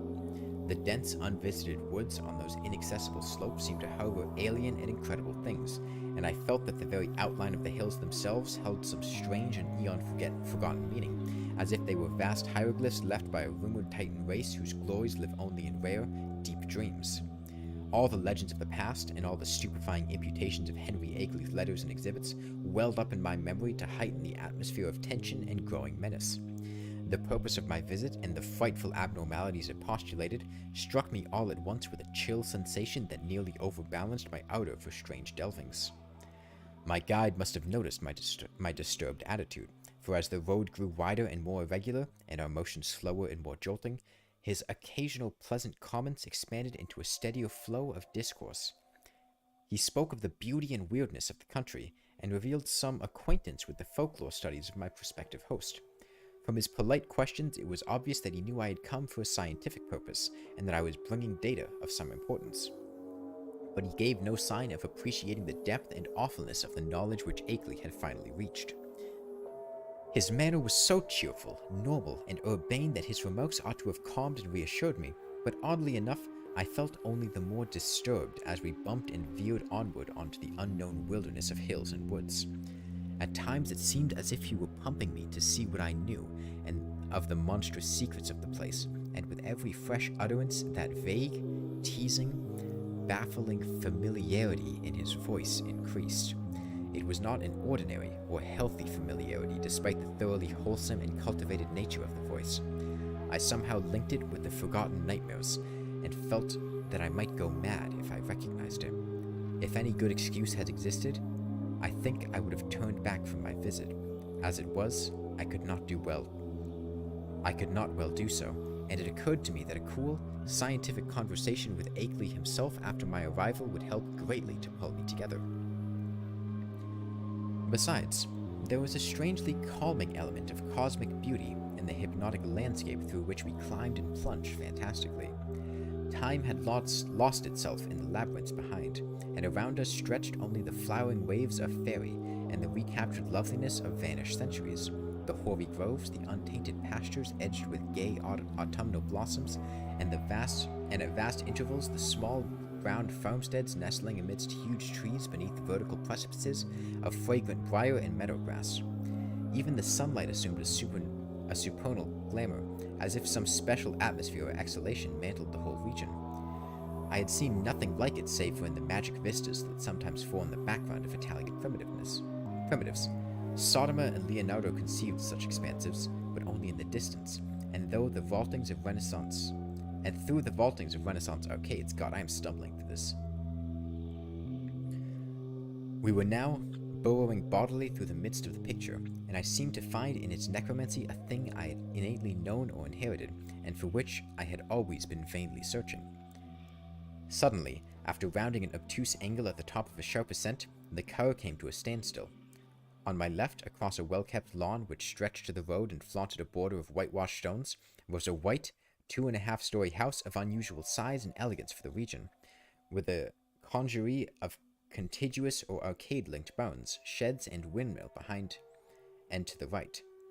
I recognized it at once from the snapshot I had received, and was not surprised to see the name of Henry Akeley on the galvanized iron mailbox near the road.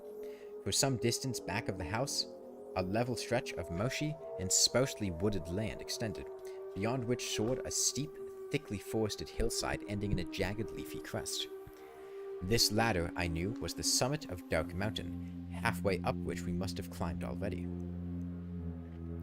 Alighting from the car and taking my valise, Noyes asked me to wait while he went inside and notified Akeley of my advent. He himself, he added, had important business elsewhere, and could not stop for more than a moment. As he briskly walked up the path to the house, I climbed out of the car myself, wishing to stretch my legs a little before settling down to a sedentary conversation. My feelings of nervousness and tension had risen to a maximum again now that I was on the actual scene of the morbid beleaguering described so hauntingly in Akeley's letters, and I honestly dreaded the coming discussions which were to link me with such alien and forbidden worlds. Close contact with the utterly bizarre is often more terrifying than inspiring, and it did not cheer me to think that this very bit of dusty road was the place where those monstrous tracks and that fetid green ichor had been found after moonless nights of fear and death. Idly, I noticed that none of Akeley's dogs seemed to be about. Had he sold them as soon as the outer ones made peace with him? Try as I might, I could not have the same confidence in the depth and sincerity of that peace which appeared in Akeley's final and queerly different letter. After all, he was a man of much simplicity and with little worldly experience. Was there not, perhaps, some deep and sinister undercurrent beneath the surface of the new alliance? Led by my thoughts, my eyes turned downward to the powdery road surface which had held such hideous testimonies. The last few days had been dry, and tracks of all sorts cluttered the rutted, irregular highway despite the unfrequented nature of the district. With a vague curiosity, I began to trace the outline of some of the heterogeneous impressions, trying meanwhile to curb the flights of macabre fancy which the place and its memories suggested.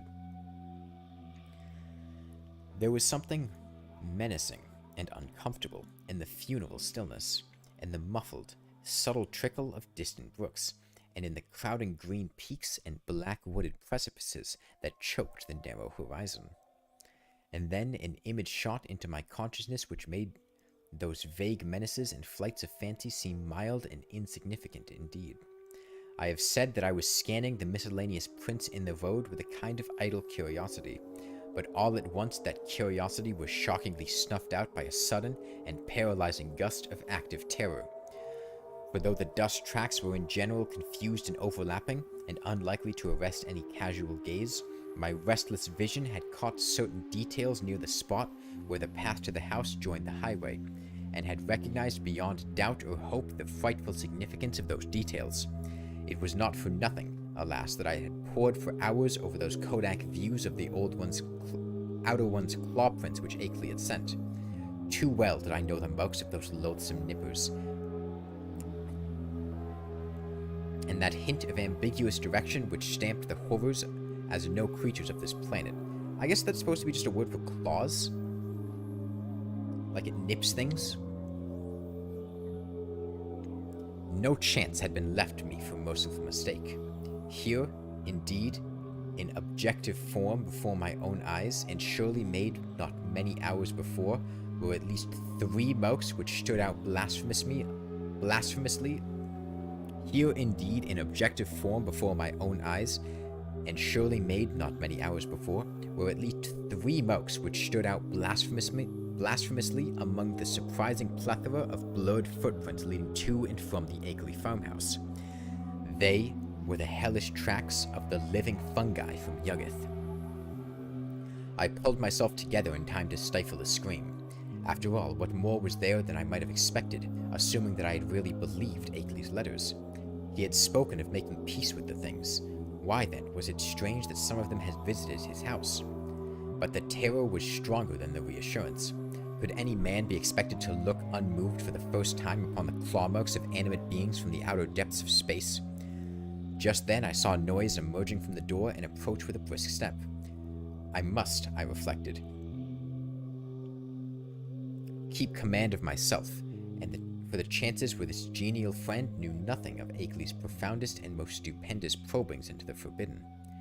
Akeley, Noise hastened to inform me, was glad and ready to see me, although his sudden attack of asthma would prevent him from being a very competent host for a day or two.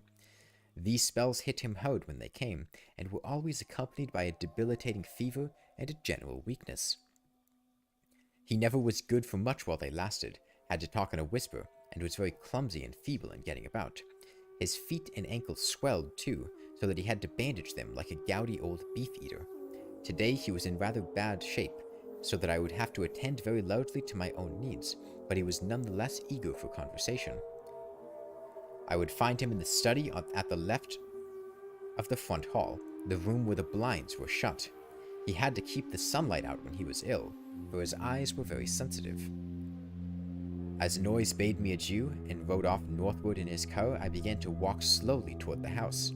The door had been left ajar for me, but before approaching and entering, I cast a searching glance around the whole place, trying to decide what had struck me as so intangibly queer about it. The barns and sheds looked trimly prosaic enough, and I noticed Akeley's battered Ford in its capacious, unguarded shelter. Then the secret of the queerness reached me. It was the total silence. Ordinarily, a farm is at least moderately murmurous from its various kinds of livestock, but here, all signs of life were missing. What of the hens and the hogs? The cows, of which Akeley had said he possessed several, might conceivably be out to pasture, and the dogs might possibly have been sold, but the absence of any trace of cackling or grunting was truly singular.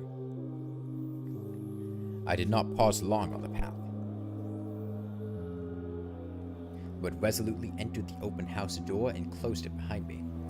It had cost me a distinct psychological effort to do so, and now that I was shut inside, I had a momentary longing for precipitate retreat.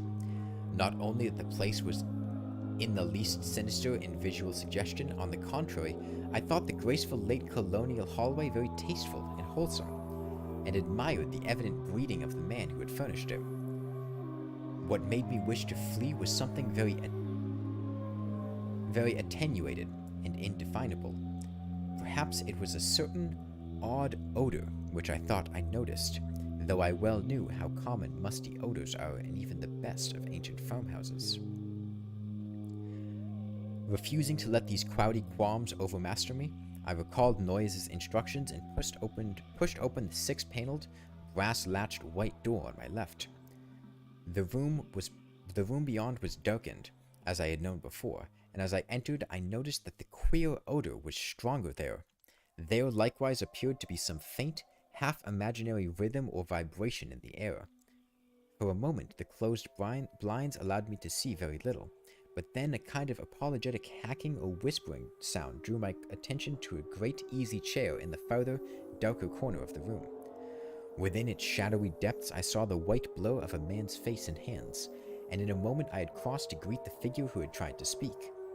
Dim though the light was, I perceived that this was indeed my host. I had studied the Kodak picture repeatedly, and there could be no mistake about this firm, weather-beaten face with the cropped, grizzled beard. But as I looked again, my recognition was mixed with sadness and anxiety, for certainly this face was that of a very sick man. I felt that there must be something more than asthma behind that strained, rigid, immobile expression and unwinking glassy stare, and realized how terribly the strain of his frightful experiences must have told on him. Was it not enough to break any human being, even a younger man than this intrepid delver into the forbidden? This strange and sudden relief, I feared, had come too late to save him from something like a general breakdown. Hey, Jokey. There was a touch of the pitiful in the limp, lifeless way his lean hands rested in his lap. He had on a loose dressing gown, and was swathed around the head and high around the neck with a vivid yellow scarf or hood.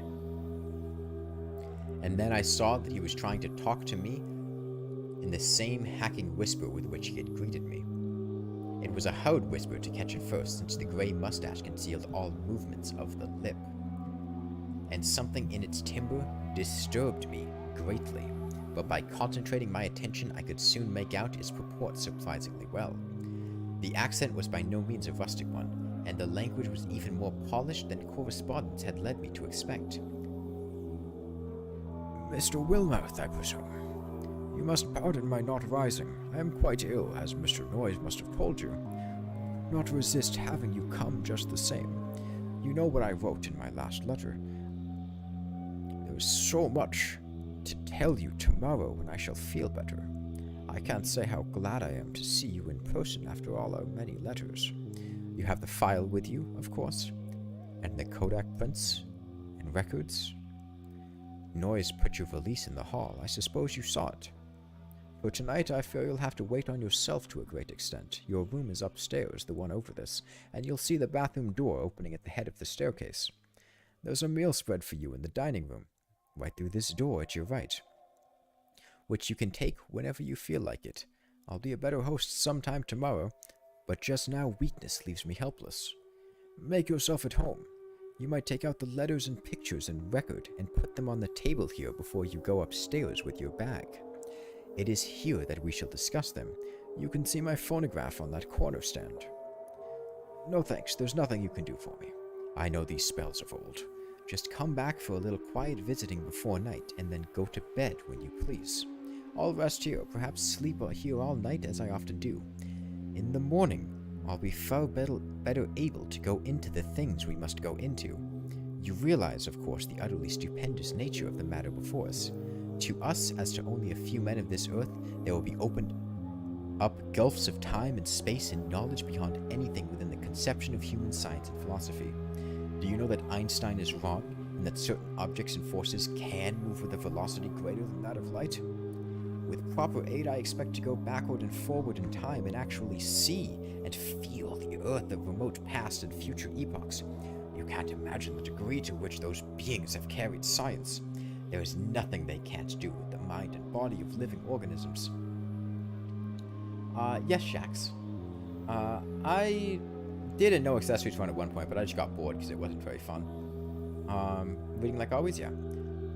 I expect to visit planets and even other stars and galaxies. The first trip will be to Yuggoth, the nearest world fully peopled by the beings. It is a strange, dark orb at the very rim of our solar system, unknown to earthly astronomers as yet, but I must have written you about this. At the proper time, you know, the beings there will direct thought currents toward us and cause it to be discovered, or perhaps let one of their human allies give the scientists a hint. There are mighty cities on Yuggoth, great tiers of terraced towers built on black stone like the specimen I tried to send you. That came from Yuggoth. The sun shines there no brighter than a star, but the beings need no light. They have other, subtler senses, and put no windows in their great houses and temples. Light even hurts, and hampers, and confuses them, for it does not exist at all in the black cosmos outside time and space where they came from originally. To visit Yuggoth would drive any weak man mad, yet I am going there. The black rivers of pitch that flow under those mysterious cyclopean bridges, things built by some elder race extinct and forgotten before the beings came to Yuggoth from the ultimate voids, ought to be enough to make any man a Dante or Poe if he can keep sane enough to remember what he has seen. But remember, that dark world of fungoid gardens and windowless cities isn't really terrible. It is only to us that it would seem so. Okay, I'm gonna finish like 2 paragraphs here where he's talking, and then we're gonna switch over to phase 2. Probably this world seemed just as terrible to the beings when they first explored it as in the Primal Age.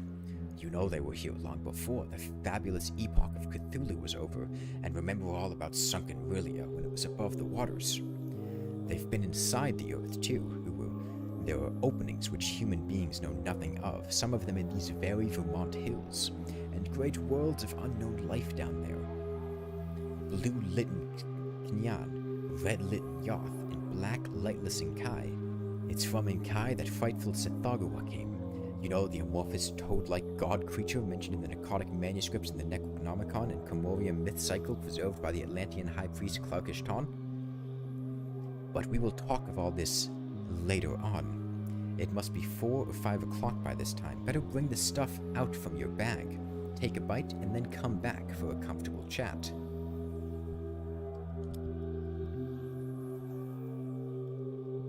Okay. Let's see how phase 2 goes. We're getting pretty spooky in the story here. I don't know, it's spooky. I'm kind of spooked.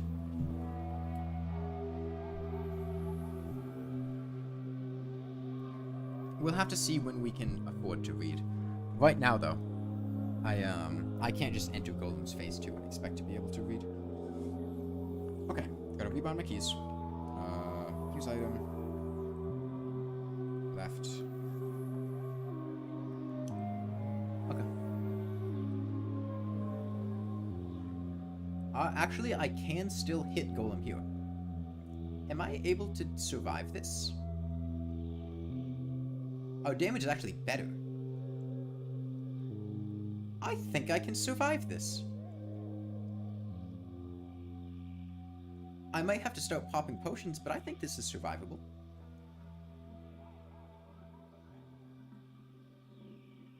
I'm going to keep half an eye on this. I'm going to go grab a snack real quick, too, because I'm a little hungry. But I think we can keep doing this. You know what I should do, though? I should put those bubble blocks of honey in the minecart track, so I have better regen. But I'm going to grab some graham crackers.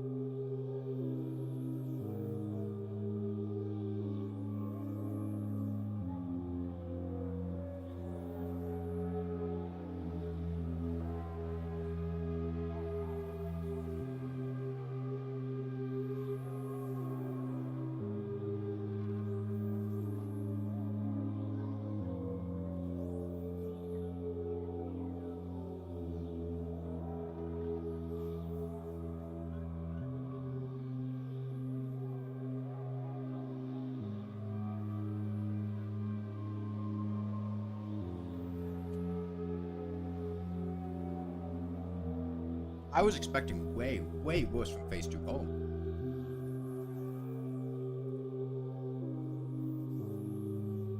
Okay, well, this is what we got the bubble blocks for.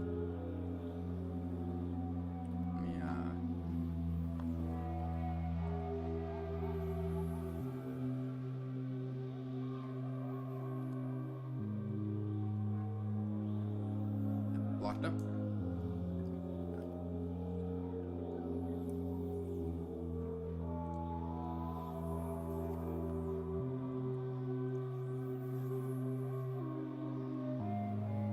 And above when you're building an arena, nice.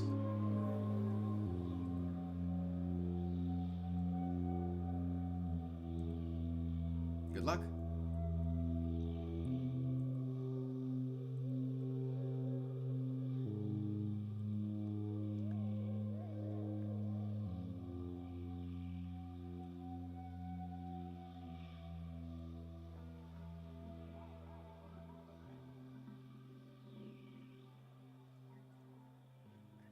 This honey to be deep enough that we get submerged. Golem's also slowing down in the honey, which might help our ability to hit him. Okay. Yeah,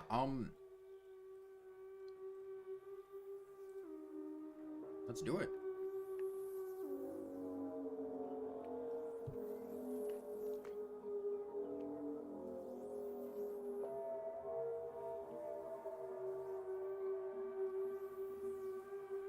Yeah. Half an hour? No, be about an hour and a half, I think. I think we do about... Oh, wait, no, about an hour. About an hour. Because we do about... From the Paladins, at 5 DPS, we do about 10,000 damage every half hour. A little bit under that. So it'll probably take, like, maybe an hour, 10 minutes, hour 20. Alright, graham cracker eating ASMR.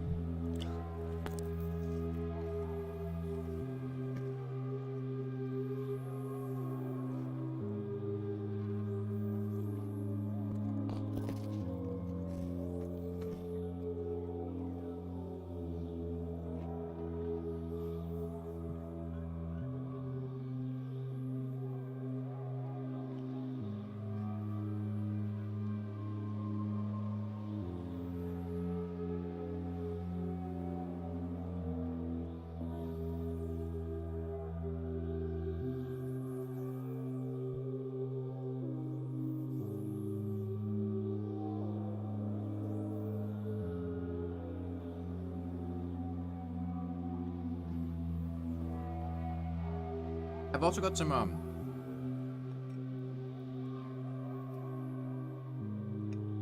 I don't know if the cookies have an official name, but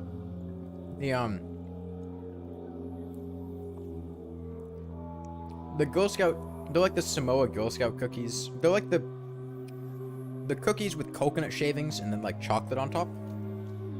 Those ones. I fucking love those things.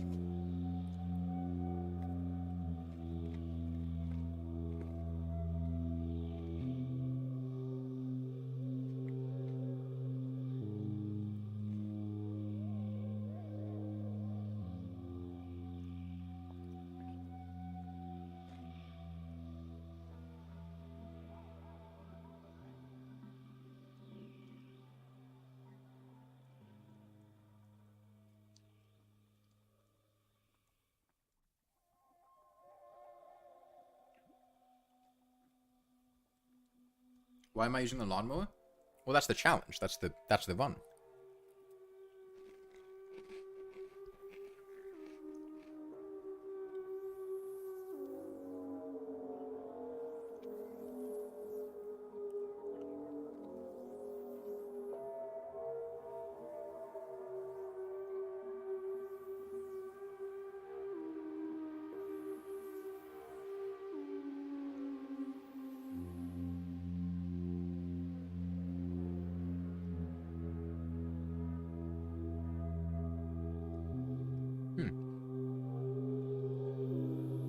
What do we do after we kill Golem?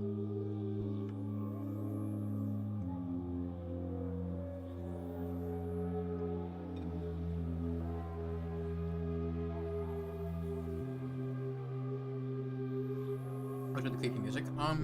It's supposed to be for when I'm reading, but I'm not reading right now. Hold on. I'll switch to something else.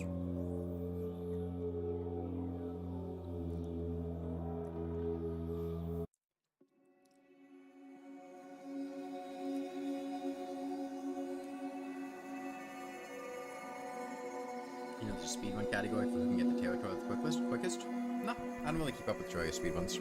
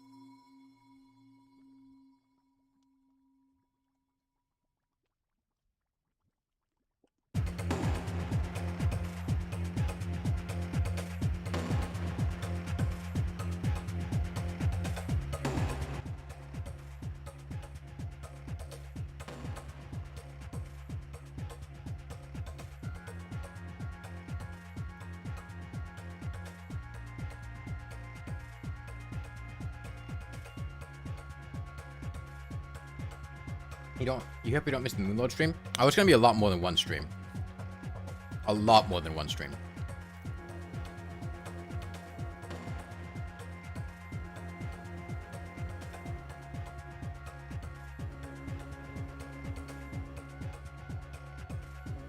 I like kill Moonlord. We'll figure that out when we get there.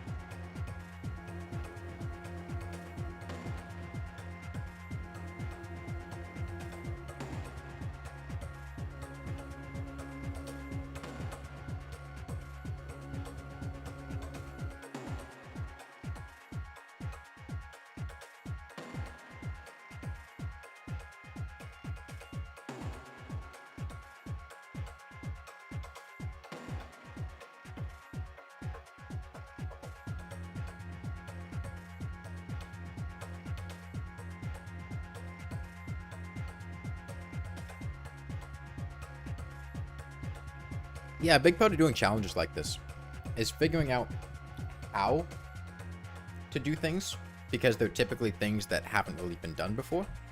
So it's not like just an answer of like, oh yeah, you do this when you kill the Moonlord with the Lawnmower, because like, you kill the Moonlord with the flare gun. Yeah, I did that.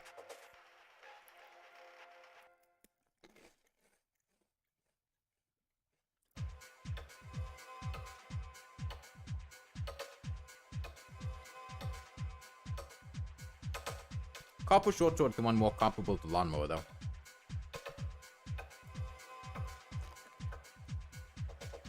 God.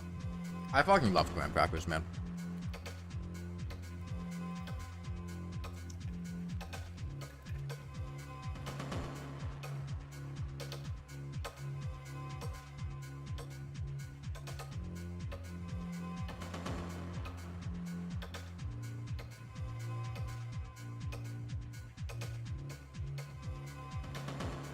I'm gonna kill everybody with the Lawnmower. I'm undecided on Empress and Fish one. Empress would not be that bad, I don't think. Fish one was the dicier one.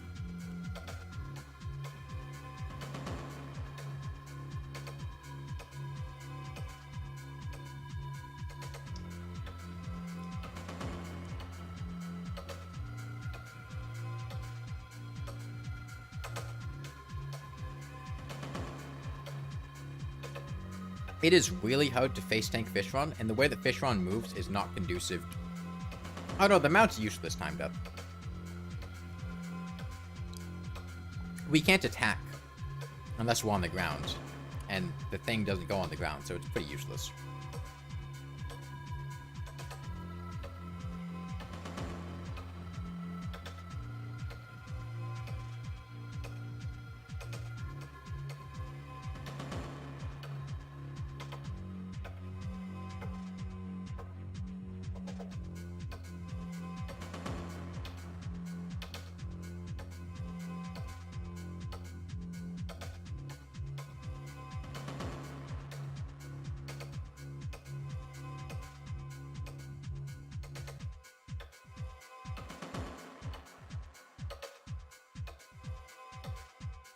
Yeah, the Lawnmower is weird, because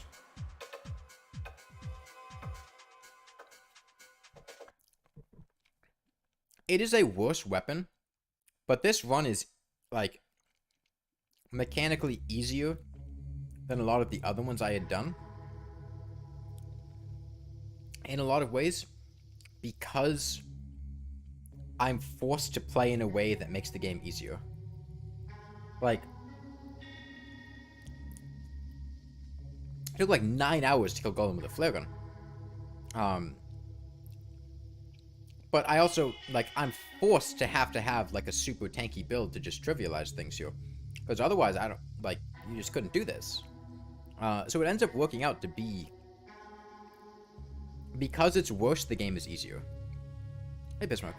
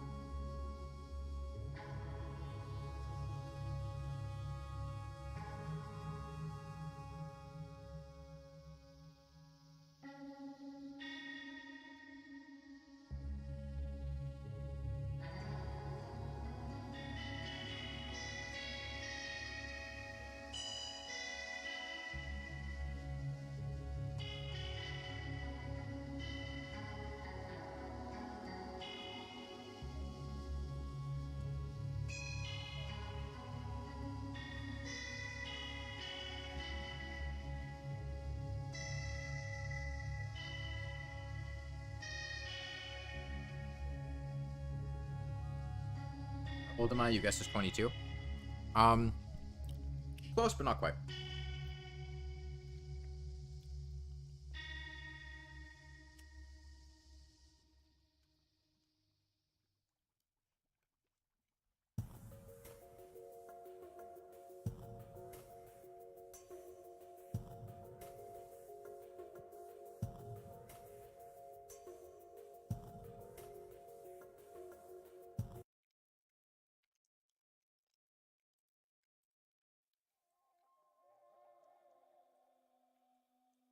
Yeah, I'm gonna,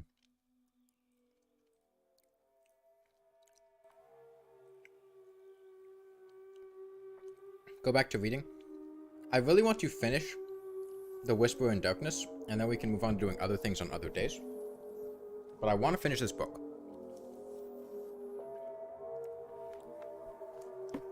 The story. I don't want to leave off in the middle.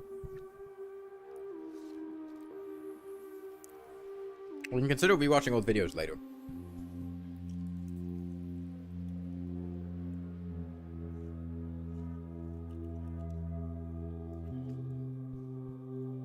Only have, I think, like 10 more pages.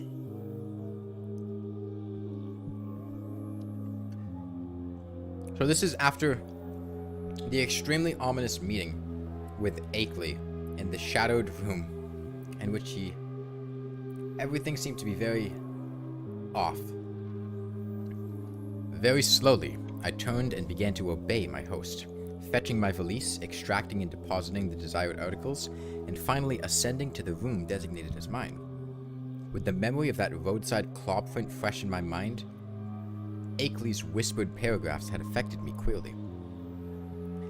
And the hints of familiarity with this unknown world of fungus life, forbidden Yuggoth, made my flesh creep more than I cared to own. I was tremendously sorry about Akeley's illness, but I had to confess that his hoarse whisper had a hateful as well as pitiful quality. If only he wouldn't gloat so much about Yuggoth and its black secrets. My room proved a very pleasant and well-furnished one, devoid alike of musty odor and disturbing sense of vibration. And after leaving my valise there, I descended again to greet Akeley and take the lunch he had set out for me. The dining room was just beyond the study, and I saw that a kitchen L extended still farther in the same direction. On the dining table, an ample array of sandwiches, cake, and cheese awaited me, and a thermos bottle beside a cup and saucer testified that hot coffee had not been forgotten. After a well-relished meal, I poured myself a liberal cup of coffee, but found that the culinary standard had suffered a lapse in this one detail. My first spoonful revealed a faintly unpleasant acrid taste, so that I did not take more.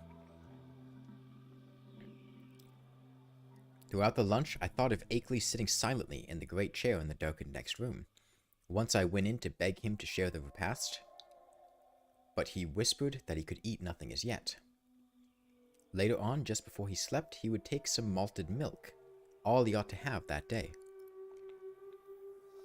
After lunch, I insisted on clearing the dishes away and washing them in the kitchen sink, incidentally emptying the coffee which I had not been able to appreciate. Then, returning to the darkened study, I drew up a chair near my host's corner and prepared for such conversation as he might feel inclined to conduct. The letters, pictures, and record were still on the large center table, but for the nonce we did not have to draw upon them. Before long, I forgot even the bizarre odor and curious suggestions of vibration. I have said that there were things in some of Akeley's letters, especially the second and most voluminous one, which I would not dare to quote or even form into words on paper. This hesitancy applies with still greater force to the things I heard whispered that evening in the darkened room among the lonely haunted hills. Of the extent of the cosmic horrors unfolded by that raucous voice, I cannot even hint. He had known hideous things before, but what he had learned since making his pact with the outside things was almost too much for sanity to bear. Even now, I absolutely refuse to believe what he implied about the constitution of ultimate infinity, the juxtaposition of dimensions, and the frightful position of our known cosmos of space and time in the unending chain of linked cosmos atoms which makes up the immediate supercosmos of curves, angles, and material and semi-material electronic organization. Never was a sane man more dangerously close to the arcana of basic entity. Never was an organic brain nearer to utter annihilation in the chaos that transcends form and force and symmetry. I learned whence Cthulhu first came, and why half the great temporary stars of history had flared forth.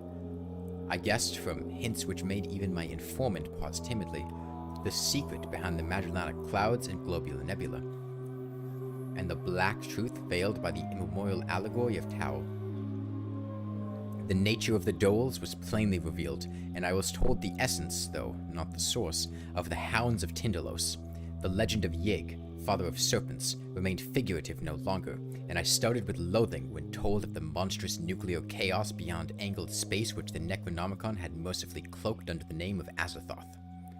It was shocking to have the foulest nightmares of secret myth cleared up in concrete terms whose stark, morbid hatefulness exceeded the boldest hints of ancient and medieval mystics.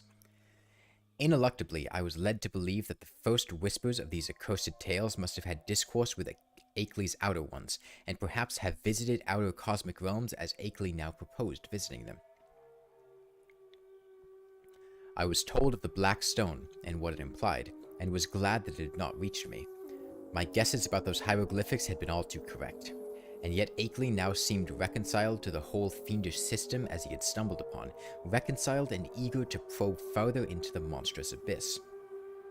I wondered what beings he had talked with since his last letter to me, and whether many of them had been as human as that first emissary he had mentioned. The tension in my head grew insufferable, and I built up all sorts of wild theories about the queer, persistent odor and those insidious hints of vibrations in the darkened room. Night was falling now, and as I recalled what Akeley had written me about those earlier nights, I shuddered to think there would be no moon. Nor did I like the way the farmhouse nestled in the lee of the colossal forested slope leading up to Dark Mountain's unvisited crest. With Akeley's permission, I lighted a small oil lamp, turned it low, and set it on a distant bookcase beside the ghostly bust of Milton, but afterward I was sorry I had done so, for it made my host's strained, immobile face and listless hands look damnably abnormal and corpse-like. He seemed half incapable of motion, though I saw him nod stiffly once in a while. After what he had told, I could scarcely imagine what profounder secrets he was saving for the morrow. But at last it developed that his trip to Yuggoth and beyond, and my own possible participation in it, was to be the next day's topic. He must have been amused by the start of horror I gave at hearing a cosmic voyage on my part proposed, for his head wabbled violently when I shewed my fear. Subsequently, he spoke very gently of how human beings might accomplish, and several times had accomplished, the seemingly impossible flight across the interstellar void. It seemed that complete human bodies did not indeed make the trip, but that the prodigious surgical, biological, chemical, and mechanical skill of the outer ones had found a way to convey human brains without their committed physical structure. There was a harmless way to extract a brain, and a way to keep the organic residue alive during its absence. The bare, compact cerebral matter was then immersed in an occasionally replenished fluid within an ether-tight cylinder of a metal mined in Yuggoth, certain electrodes reaching through and connecting at will with elaborate instruments capable of duplicating the three vital faculties of sight, hearing, and speech. For the winged fungus beings to carry the brain cylinders intact through space was an easy matter. Then, on every planet covered by their civilization, they would find plenty of adjustable faculty instruments capable of being connected with the encased brains. So that after a little fitting, these traveling intelligences could be given... Oh, we're taking a bit of damage. Hold on. I'll pop a heal. So that after a little fitting, these traveling intelligences could be given a full sensory and articulate life, albeit a bodiless and mechanical one, at each stage of their journeying through and beyond the space-time continuum. It was as simple as carrying a phonograph record about and playing it whenever a phonograph of the corresponding make exists. Of its success there could be no question. Akeley was not afraid. Had it not been brilliantly accomplished again and again? For the first time, one of the inert, wasted hands raised itself and pointed stiffly to a high shelf on the farther side of the room. There, in a neat row, stood more than a dozen cylinders of a metal I have never seen before. Cylinders about a foot high and somewhat less than a diameter, with three curious sockets set in an isosceles triangle over the front convex surface of each. One of them was linked at two of the sockets to a pair of singular-looking machines that stood in the background. Of their purport I did not need to be told, and I shivered with ague. Then I saw the hand point to a much nearer corner where some intricate instruments with attached cords and plugs, several of them like the two devices on the shelf behind the cylinders, were huddled together. "There are 4 kinds of instruments here, Wilmarth," whispered the voice. 4 kinds, 3 faculties each, make 12 pieces in all. You see, there are 4 different sorts of beings presented in those cylinders up there. 3 humans, 6 fungoid beings who can't navigate space corporeally, 2 beings from Neptune. God, if you could see the body this type has on its own planet. And the rest entities from the central caverns of an especially interesting dark star beyond the galaxy. In the principal outpost inside Round Hill, you'll now and then find more cylinders and machines. Cylinders of extra cosmic brains and different senses from any we know. Allies and explorers from the uttermost outside, and special machines for giving them impressions and expression in the several ways suited at once to them and to the comprehensions of different types of listeners. Round Hill, like most of the being's main outposts all through the various universes, is a very cosmopolitan place. Of course, only the more common types have been lent to me for experiment. Here. Take the 3 machines I point to and set them on the table. That tall one with the 2 glass lenses in front, then the box with the vacuum tubes and sounding board. And now the one with the metal disc on top. Now for the cylinder with the label B67 pasted on it. Just stand in that Windsor chair and reach the shelf. This isn't an eclipse possible area, so I don't have to worry.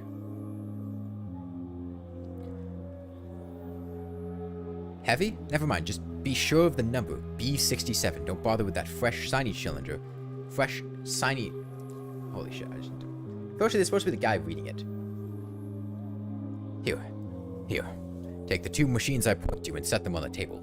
That tall one with the 2 glass lenses in front, then the box with the vacuum tubes and sounding board.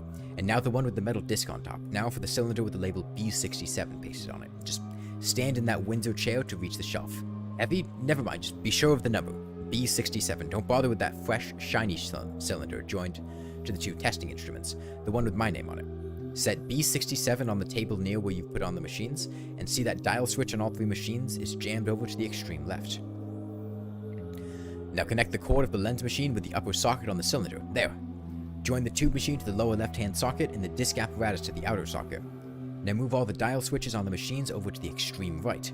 First the lens one, then the disc one, and then the tube one. That's right, I might as well tell you that this is a human being. Just like any of us. I'll give you a taste of some of the others tomorrow. To this day, I do not know why I obeyed those whispers so slavishly, or why I thought Akeley was mad or sane. After what had gone before, I ought to have been prepared for anything, but this mechanical mummery seemed so like the typical vagaries of crazed inventors and scientists that it struck a chord of doubt which even the preceding discourse had not excited. What the whisperer implied was beyond all human belief. Yet were not the other things still farther beyond and less preposterous only because of their remoteness from tangible concrete proof? As my mind reeled amidst the chaos, I became conscious of a mixed grating and whirring from all 3 of the machines lately linked to a cylinder, a grating and whirring which soon subsided into a virtual noiselessness. What was about to happen? Was I to hear a voice? And if so, what proof would I have that it was not some cleverly concocted radio device talked into by a concealed but closely watching speaker? Even now I am unwilling to swear just what I heard, or just what phenomenon really took place before me. But something certainly seemed to take place. To be brief and plain, the machine with the tubes and soundbox began to speak, and with a point and intelligence which left no doubt that the speaker was actually present and observing us. The voice was loud, metallic, lifeless, and plainly mechanical in every detail in its production. It was incapable of inflection or expressiveness, but scraped and rattled on with deadly precision and deliberation. "Mr. Wellmouth," it said, "I hope I do not startle you. I am a human being like yourself, though my body is now resting safely under proper vitalizing treatment inside Round Hill, about 1.5 miles east of here. I myself am here with you. My brain is in that cylinder, and I see, hear, and speak through these electronic vibrators.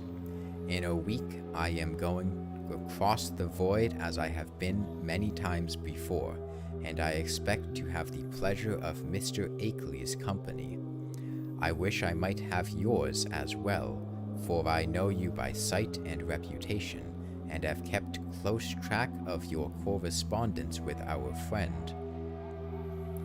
I am, of course, one of the men who have become allied with the outside beings visiting our planet. I met them first in the Himalayas, and have helped them in various ways. In return, they have given me experiences such as few men have ever had.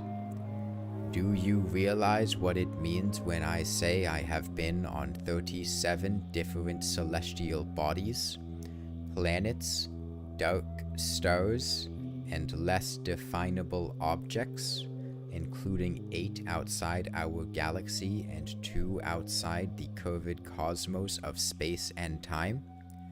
All this has not harmed me in the least. My brain has been removed from my body by fission so adroit that it would be crude to call the operation surgery.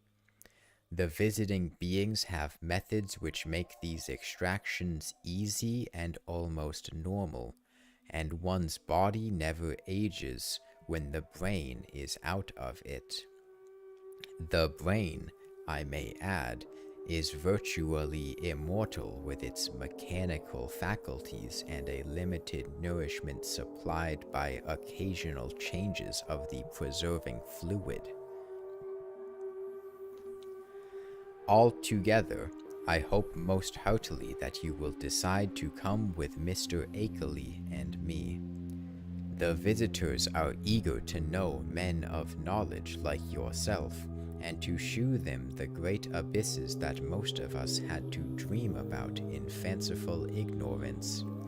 It may seem strange at first to meet them, but I think you will be above minding that. I think Mr. Noyes will go along too, the man who doubtless brought you up here in his car.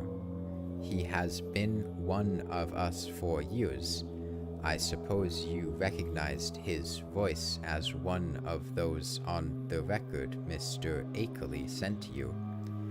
At my violent start, the speaker paused a moment before concluding.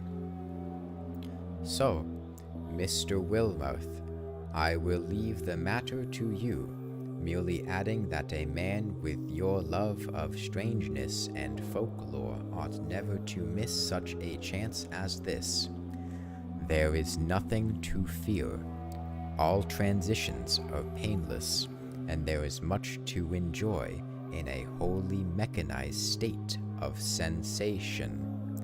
When the electrodes are disconnected, one merely drops off into a sleep of especially vivid and fantastic dreams.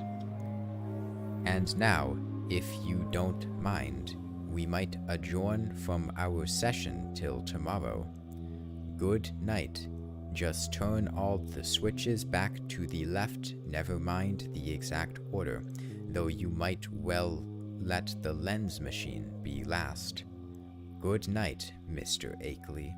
Treat our guest well. Ready now with those switches? That was all. I obeyed mechanically and shut off all 3 switches, though dazed with doubt of everything that had occurred. My head was still reeling as I heard Akeley's whispering voice tell me that I might leave all the apparatus on the table just as it was. He did not essay any comment on what had happened, and indeed no comment could have conveyed much to my burdened faculties. I heard him telling me that I could take the lamp to use in my room, and deduced that he wished to rest alone in the dark. It was surely time he rested, for his discourse of the afternoon and evening had been such as to exhaust even a vigorous man. Still dazed, I bade my host good night and went upstairs with the lamp, although I had an excellent pocket flashlight with me. I was glad to be out of that downstairs study with the queer odor and vague suggestions of vibration. It could not, of course, escape a hideous sense of dread and peril and cosmic abnormality as I thought of the place I was in and the forces I was meeting. The wild, lonely region, the black, mysteriously forested slope towering so close behind the house, the footprints in the road, the sick, motionless whisperer in the dark, the hellish cylinders and machines. And above all, the invitations to strange surgery and stranger voyagings. These things, all so new and in such sudden succession, rushed in on me with a cumulative force which sapped my will and almost undermined my physical strength. To discover that my guide Noise was the human celebrant in that monstrous bygone Sabbath ritual on the phonograph record was a particular shock, though I had previously sensed a dim, repellent familiarity in his voice. Another special shock came from my own attitude toward my host whenever I paused to analyze it. For much as I had instinctively liked Akeley as revealed in his correspondence, I now found that he filled me with a distinct repulsion. His illness ought to have excited my pity, but instead it gave me a kind of shudder. He was so rigid and inert and corpse-like, and that incessant whispering was so hateful and inhuman. It occurred to me that this whispering was different from anything else of the kind I had ever heard. Despite the curious motionlessness of the speaker's mustache-screened lips, it had a latent strength and carrying power remarkable for the wheezings of an asthmatic. I had been able to understand the speaker when wholly across the room, and once or twice it had seemed to me that the faint but penetrant sounds represented not so much weakness as deliberate repression, for what reason I could not guess. From the first I had felt a disturbing quality in their timbre. Now, when I tried to weigh the matter, I thought I could trace this impression to a kind of subconscious familiarity like that which had made Noise's voice so hazily ominous. But when or where I had encountered the thing it hinted at was more than I could tell. One thing was certain: I would not spend another night here. My scientific zeal had vanished amidst fear and loathing, and I felt nothing now but a wish to escape from this net of morbidity and unnatural revelation. I knew enough now. It must indeed be true that cosmic linkages do exist, but such things are surely not meant for normal human beings to meddle with. Blasphemous influences seemed to surround me and press chokingly upon my senses. Sleep, I decided, would be out of the question, so I merely extinguished the lamp and threw myself on the bed fully dressed. No doubt it was absurd, but I kept ready for some unknown emergency, gripping in my right hand the revolver I had brought along and holding the pocket flashlight in my left. Not a sound came from below, and I could imagine how my host was sitting there, with a cadaverous stiffness in the dark. Somewhere, I heard a clock ticking, and was vaguely grateful for the normality of the sound. It reminded me, though, of another thing about the region which disturbed me: the total absence of animal life. There were certainly no farm beasts about, and now I realized that even the accustomed night noises of wild living things were absent. Except for the sinister trickle of distant, unseen waters, that stillness was anomalous, interplanetary, and I wondered what star-spawned intangible blight could be hanging over the region. I recalled from old legends that dogs and other beasts had always hated the outer ones, and thought of what those tracks in the road might mean. Do not ask how long my unexpected lapse into slumber lasted, or how much of what ensued was sheer dream. If I tell you that I awaked at a certain time, heard and saw certain things, you will merely answer that I did not wake then, and that everything was a dream until the moment when I rushed out of the house, stumbled to the shed where I had seen the old Ford, and seized that ancient vehicle for a mad, aimless race over the haunted hills which at last landed me, after hours of jolting and winding through forest-threatened labyrinths, in a village which turned out to be Townshend. You will also, of course, discount everything else in my report, and declare that all the pictures, record sounds, cylinders, and machine sounds and kindred evidences were bits of pure deception practiced on me by the missing Henry Akeley. You will even hint that he conspired with other eccentrics to carry out a silly and elaborate hoax, that he had express shipment removed at Keene, and that he had Noise make that terrifying wax record. It is odd, though, that Noise has not even yet been identified, that he was unknown at any of the villages near Akeley's place, though he must have been frequently in the region. I wish I had stopped to memorize the license number of his car, or perhaps it is better after all that I did not.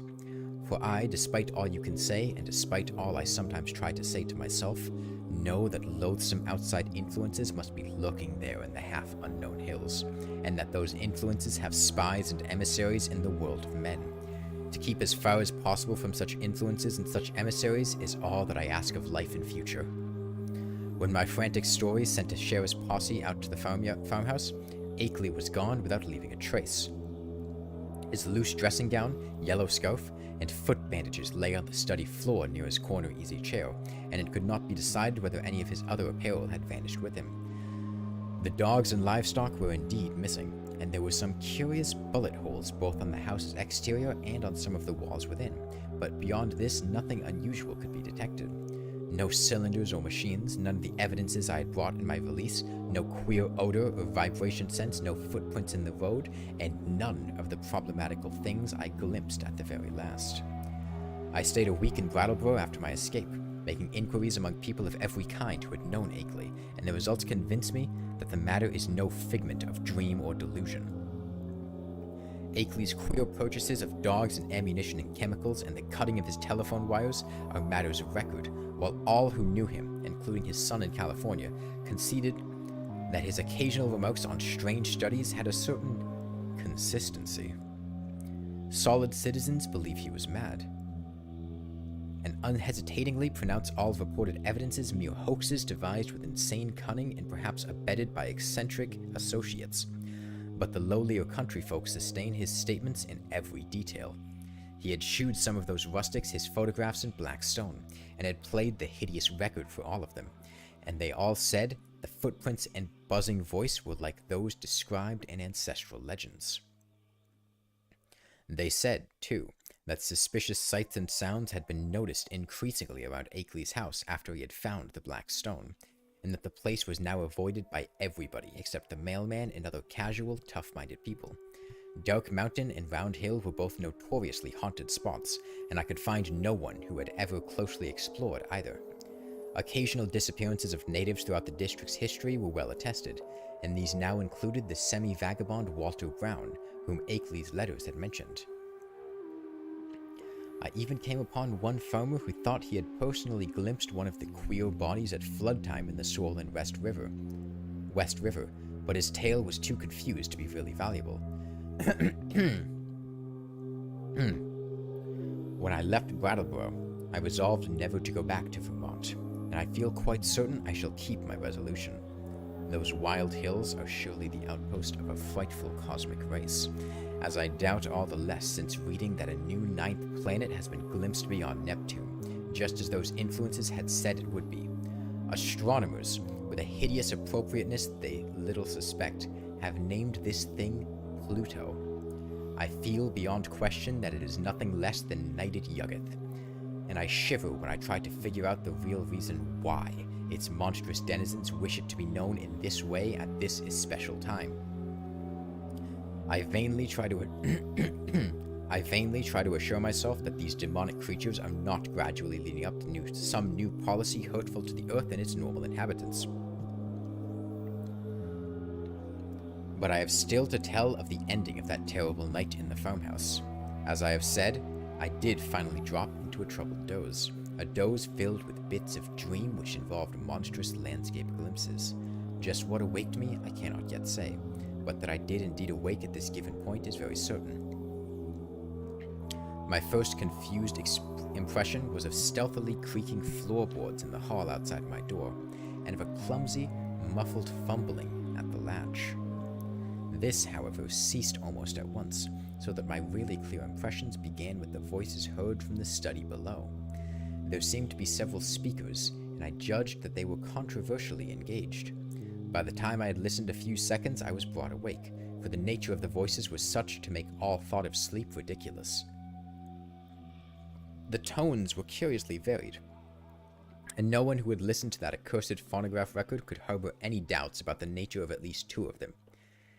Hideous though the idea was, I knew that I was under the same roof with nameless things from abysmal space, for those two voices were unmistakably the blasphemous buzzings which the outside beings used in their communication with men. The two were individually different in pitch, accent, and tempo, but both were of the same damnable general kind. A third voice was indubitably that of a mechanical utterance machine connected with one of the detached brain cylinders. There was as little doubt about that as about the buzzings for the loud, metallic, lifeless voices of the previous evening, with its inflectionless, expressionless scraping and rattling, and its impersonal precision and deliberation had been utterly unforgettable. For a time I did not pause to question whether the intelligence behind the scraping was the identical one which had formerly talked to me, but shortly afterward I reflected that any brain would emit vocal sounds of the same quality if linked to the same mechanical speech producer, the only possible differences being in language rhythm, speed, and pronunciation. To complete the eldritch colloquy, there were two actually human voices, one the crude speech of an unknown and evidently rustic man, and the other the suave Bostonian tones of my erstwhile guide, Noise. As I tried to catch the words which the stoutly fashioned floor so bafflingly intercepted, I was also conscious of a great deal of stirring and scratching and shuffling in the room below, so that I could not escape the impression that it was full of living beings, many more than the few whose speech I could single out. The exact nature of this stirring is extremely hard to describe, for very few good bases of comparison exist. Objects seemed now and then to move across the room like conscious entities, the sound of their footfalls having something about it like a loose, hard-surfaced clattering, as of the contact of ill-coordinated surfaces of horn or hard rubber. It was, to use a more concrete but less accurate comparison, as if people with loose, splintery wooden shoes were shambling and rattling about on a polished board floor. On the nature and appearance of those responsible for the sounds, I did not care to speculate. Before long, I saw that it would be impossible to distinguish any connected discourse. Isolated words, including the names of Akeley and myself, now and then floated up, especially when uttered by the mechanical speech producer. But their true significance was lost for want of continuous context. Today, I refused to form any definite deductions of them, and even their frightful effect on me was one of suggestion rather than revelation. A terrible and abnormal conclave, I felt certain, was assembled below me, but for what shocking deliberations I could not tell. It was curious how this unquestioned sense of the malign and the blasphemous pervaded me despite Akeley's assurances of the outsider's friendliness. With patient listening, I began to distinguish clearly between voices, even though I could not grasp much of what the voices said. I seemed to catch certain typical emotions behind some of the speakers. One of the buzzing voices, for example, held an unmistakable note of authority, whilst the mechanical voice, notwithstanding its artificial loudness and regularity, seemed to be in a position of subordination and pleading. Noise's tones exuded a kind of conciliatory atmosphere. The others I could make no attempt to interpret. I did not hear the familiar whisper of Akeley, but well knew that such a sound could never penetrate the solid flooring of my room. I will try to set down some of the few disjointed words and other sounds I caught, labeling the speakers of the words as best I know how. It was from the speech machine that I first picked up the few recognizable phrases. From the speech machine. Brought it on myself. Sent back the letters and the record. End on it. Taken in. Seeing and hearing. Damn you. Impersonal force, after all. Fresh, shiny cylinder. Great God. The first buzzing voice. Terribly short. Swollen human. Akeley. Brain. Saying. Second buzzing voice. Nyarlathotep. Vilmoth. Records and letters. Cheap imposture. Noise. An unpronounceable word or name, possibly in Gothcthune. Homeless. Peace. Couple of weeks theatrical. Told you that before. The first buzzing voice. No reason. Original plan. Effects. Noise can watch. Round hill. Fresh cylinder. Noise's car. Well, all yours down here. Rest place. Several voices at once in indistinguishable speech. Many footsteps, including the peculiar loose stirring or clattering. curious sort of flapping sound. The sound of an automobile starting and receding, and then silence. That is the substance of what my ears brought me as I lay rigid upon that strange upstairs bed in the haunted farmhouse among the demonic hills. Lay there fully dressed with a revolver clenched in my right hand and a pocket flashlight gripped in my left. I became, as I have said, broad awake, but a kind of obscure paralysis nevertheless kept me inert till long after the last echoes of the sounds had died away. I heard the wooden, deliberate ticking of the ancient Connecticut clock somewhere far below, and at last made out the irregular snoring of a sleeper. Akeley must have dozed off after the strange session, and I could well believe that he needed to do so. Just what to think or what to do was more than I could decide. After all, what had I heard beyond things which previous information might have led me to expect? Had I not known the nameless outsiders were now freely admitted to the farmhouse? No doubt Akeley had been surprised by an unexpected visit from them. Yet something in that fragmentary discourse had chilled me immeasurably, raised the most grotesque and horrible doubts, and made me wish fervently that I might wake up and prove everything a dream. I think my subconscious mind might have caught something which my consciousness had not yet recognized. But what of Akeley? Was he not my friend, and would he not have protested if any harm were meant me? The peaceful snoring below seemed to cast ridicule on all my suddenly intensified fears. Was it possible that Akeley had been imposed upon and used as a lure to draw me into the hills with the letters and pictures and phonograph record? Did those beings mean to engulf us both in a common destruction because we had come to know too much? Again, I thought of the abruptness and unnaturalness of that change in the situation which must have occurred between Akeley's penultimate and final letters. Something, my instinct told me, was terribly wrong. All was not as it seemed. That acrid coffee which I refused, had there not been an attempt by some hidden, unknown entity to drug it? I must talk to Akeley at once and restore his sense of proportion. They had hypnotized him with their promises of cosmic revelations, but now he must listen to reason.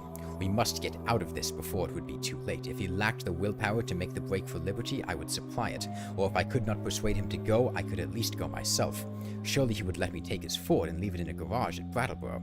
I noticed in the shed, the door being left unlocked and open now that peril was deemed past, and I believed there was a good chance of its being ready for instant use. That momentary dislike of Akeley which I had felt during and after the evening's conversation was all gone now. He was in a position much like my own, and we must stick together. Knowing his indisposed condition, I hated to wake him at this juncture, but I knew that I must. I could not stay in this place till morning, as matters stood. At last I felt able to act, and stretched more vigorously to regain command of my muscles. Arising with a caution more impulsive than deliberate, I found and donned my hat, took my valise, and started downstairs with the flashlight's aid. In my nervousness, I kept the revolver clutched in my right hand, being able to take care of both valise and flashlight with my left. Why I exerted these precautions I do not really know, since I was even then on my way to awaken the only other occupant in the house. As I half tiptoed down the creaking stairs to the lower hall, I could hear the sleeper more plainly, and noticed that he must be in the room on my left, the living room I had entered. On my right was the gaping blackness of the study in which I had heard the voices. Pushing open the unlatched door of the living room, I traced a path with a flashlight toward the source of the snoring, and finally turned the beams on the sleeper's face. But in the next second, I hastily turned them away and commenced a cat-like retreat to the hall. My caution this time springing from reason as well as from instinct, for the sleeper on the couch was not Akeley at all, but my quondam guide, Noise. Just what the real situation was, I could not guess. But common sense told me that the safest thing was to find out as much as possible before arousing anybody. Regaining the hall, I silently closed and latched the living room door after me, thereby lessening the chances of awakening Noise. I now cautiously entered the dark study, where I expected to find Akeley, whether asleep or awake, in the great corner chair which was evidently his favorite resting place. As I advanced, the beams of my flashlight caught the great center table, revealing one of the hellish cylinders with sight and hearing machines attached, and with a speech machine standing close by, ready to be connected at any moment. This, I reflected, must be the encased brain I had heard talking during the frightful conference, and for a second I had a perverse impulse to attach the speech machine and see what it would say. It must, I thought, be conscious of my presence even now, since the sight and hearing attachments could not fail to disclose the rays of my flashlight and the faint creaking of the floor beneath my feet. But in the end, I did not dare meddle with the thing. I idly saw that it was the fresh, shiny cylinder with Akeley's name on it, which I had noticed on the shelf earlier in the evening, and which my host had told me not to bother. Looking back at that moment, I can only regret my timidity and wish I had boldly caused the apparatus to speak. God knows what mysteries and horrible doubts and questions of identity it might have cleared up, but then it may be merciful that I let it alone. From the table, I turned my flashlight to the corner where I thought Akeley was, but found to my perplexity that the great easy chair was empty of any human occupant, asleep or awake. From the seat to the floor there trailed voluminously the familiar old dressing gown, and near it on the floor lay the yellow scarf and huge foot bandages I had thought so odd. As I hesitated, striving to conjecture where Akeley might be, and why he had so suddenly discarded his necessary sick-room garments, I observed that the queer odor and sense of vibration were no longer in the room. What had been their cause? Curiously, it occurred to me that I had noticed them only in Akeley's vicinity. They had been strongest where he sat, and wholly absent except in the room with him or just outside the doors of that room. I paused, letting the flashlight wander about the dark study and racking my brain for explanations of the turn affairs had taken. Would to heaven I had quietly left the place before allowing that light to rest again on the vacant chair. As it turned out, I did not leave quietly, but with a muffled shriek which must have disturbed, though it did not quite awake, the sleeping sentinel across the hall. That shriek and Noise's still unbroken snore are the last sounds I ever heard in that morbidity-choked farmhouse beneath the black-wooded crest of a haunted mountain, that focus of trans-cosmic horror amidst the lonely green hills and cursed-muttering brooks of a spectral rustic land. It is a wonder that I did not drop flashlight, valise, and revolver in my wild scramble, but I somehow failed to lose any of these. I actually managed to get out of that room in that house without making any further noise, to drag myself and my belongings safely into the old Ford in the shed, and to set that archaic vehicle in motion toward some unknown point of safety in the black, moonless night. The ride that followed was a piece of delirium out of Poe or Rimbaud or the drawings of Doré, but I finally reached Townshend. That is all. If my sanity is still unshaken, I am lucky. Sometimes I fear what the years will bring, especially since the new planet Pluto has been so curiously discovered. As I have implied, I let my flashlight return to the vacant easy chair after its circuit of the room, then noticing for the first time the presence of certain objects in the seat, made inconspicuous by the adjacent loose folds of the empty dressing gown. These are the objects, 3 in number, which the investigators did not find when they came later on. As I said at the outset, there was nothing of actual visual horror about them. The trouble was in what they led one to infer. Every now and then I have my moments of half-doubt, moments in which I half accept the skepticism of those who attribute my whole experience to dream and nerves and delusion. The 3 things were damnably clever constructions of their kind, and were furnished with ingenious metallic clamps to attach them to organic developments of which I dare not form any conjecture. I hope, devoutly hope, that they were the waxen products of a master artist, despite what my innermost fears tell me, great God. That whisperer in darkness with its morbid odor and vibration, sorcerer, emissary, changeling, outsider, that hideous repressed buzzing, and all the time in that fresh, shiny cylinder on the shelf. Poor devil. Prodigious sorcerer. Biological, chemical, and mechanical skill, for the things in the chair, perfect to the last subtle detail of microscopic resemblance or of identity, were the face and hands of Henry Wentworth Akeley. And that's the end of the story.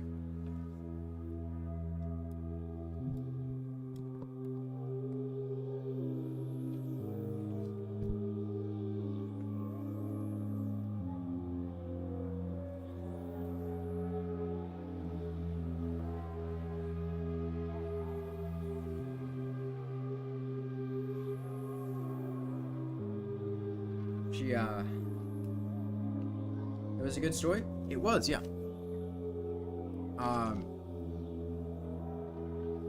I appreciate the uncertainty of it. That is, at the end of the story, you still never learned whether or not what the Migo truly were, and what their intentions were.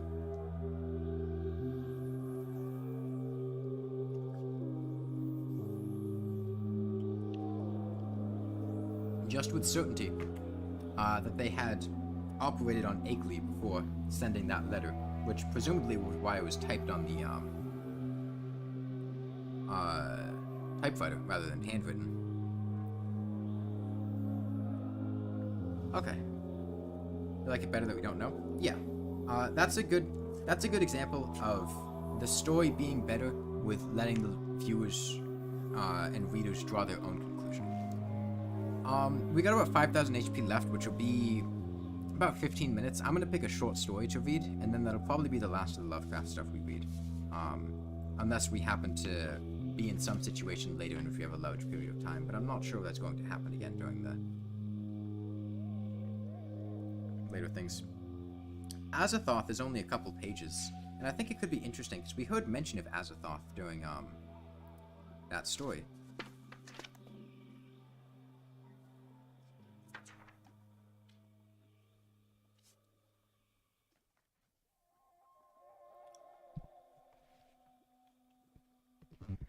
Azathoth. When age fell upon the world and wonder went out of the minds of men, when grey cities reared to smoky skies, tall towers grim and ugly, in whose shadow none might dream of the sun or of spring's flowering meads, when learning stripped earth of her mantle of beauty, and poets sang no more save of twisted phantoms seen with bleared and inward-looking eyes, when these things had come to pass and childish hopes had gone away forever, there was a man who traveled out of life on a quest into the spaces whither the world's dreams had fled. Of the name and abode of this man but little is written, for they were of the waking world only, yet it is said that both were obscure. It is enough to know that he dwelt in a city of high walls where sterile twilight reigned, and that he toiled all day among shadows and turmoil, coming home at evening to a room whose one window opened not on the fields and groves but on a dim court where other windows stared in dull despair. From that casement one might see only walls and windows, except sometimes when one leaned far out and peered aloft at the small stars that passed. And because mere walls and windows must soon drive to madness a man who dreams and reads much, that dweller in that room used night after night to lean out and peer aloft, to glimpse some fragment of things beyond the waking world and the greyness of tall cities. After years he began to call the slow-sailing stars by name, and to follow them in fancy when they glided regretfully out of sight, till at length his vision opened to many secret vistas whose existence no common eye suspects. And one night a mighty gulf was bridged, and the dream-haunted skies swelled down to the lonely watcher's window to merge with the close air of his room and make him a part of their fabulous wonder. There came to that room wild streams of violet midnight glittering with dust of gold, vortices of dust and fire swirling out of the ultimate spaces and heavy with perfumes from beyond the worlds. Opiate oceans poured there, litten by suns that the eye might never behold, and having in their whirlpools strange dolphins and sea nymphs of unrememberable deeps. Noiseless infinity eddied around the dreamer and wafted him away without even touching the body that leaned stiffly from the lonely window, and for days not counted in men's calendars, the tides of far spheres bear him gently to join the dreams for which he longed, the dreams that men have lost. And in the course of many cycles that tenderly left him sleeping on a green sunrise ashore, a green shore fragrant with lotus blossoms and starred by red camelotes. What the fuck was that story? What the hell was that? That was like 2 full pages of extremely flowery-full descriptions that I feel like didn't do anything.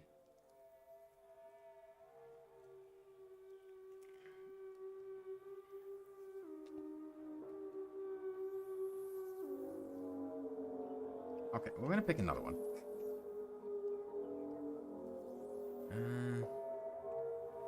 The Hound. The Hound sounds cool. The Hound, 231. Yeah, that was the whole story.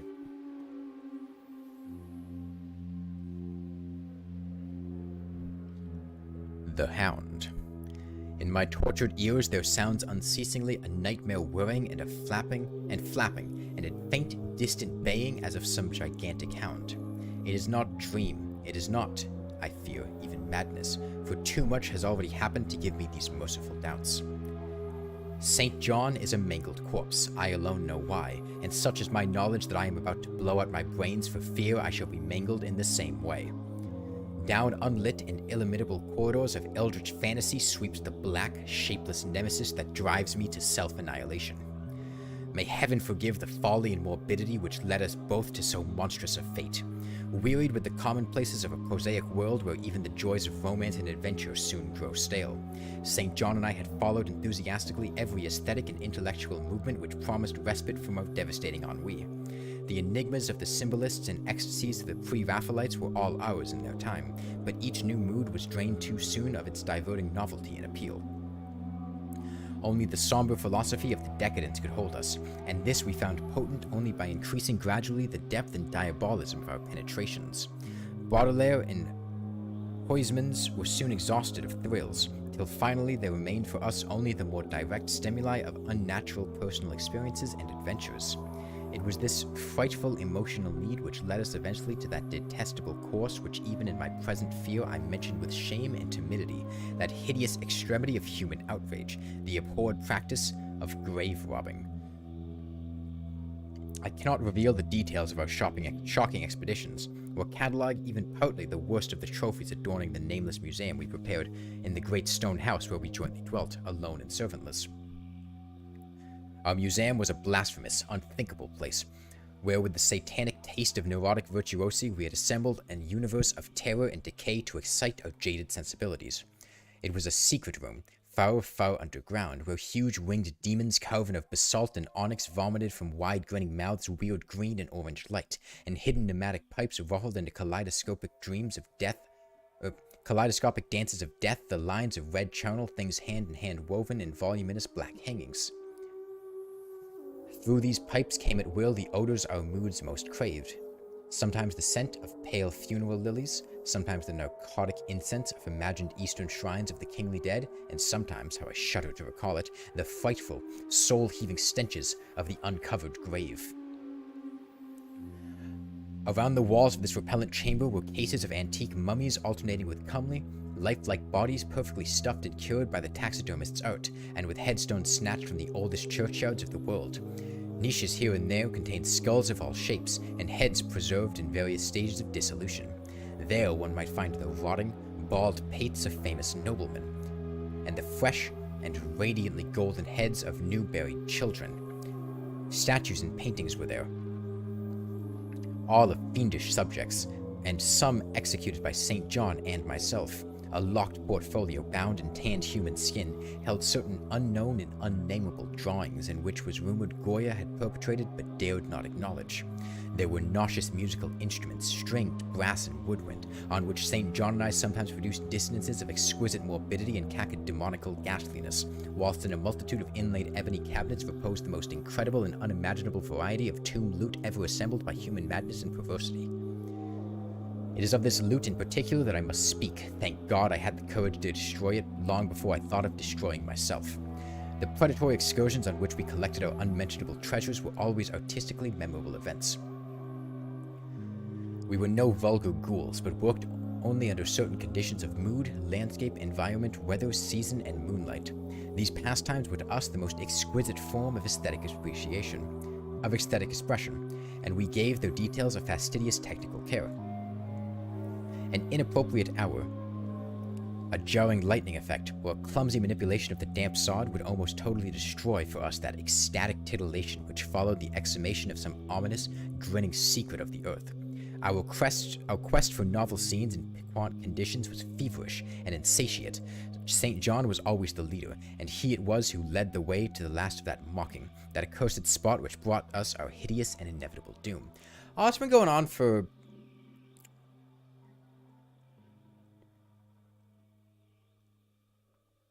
maybe a collective, 6 hours? It's been 3 hours today, and I think it was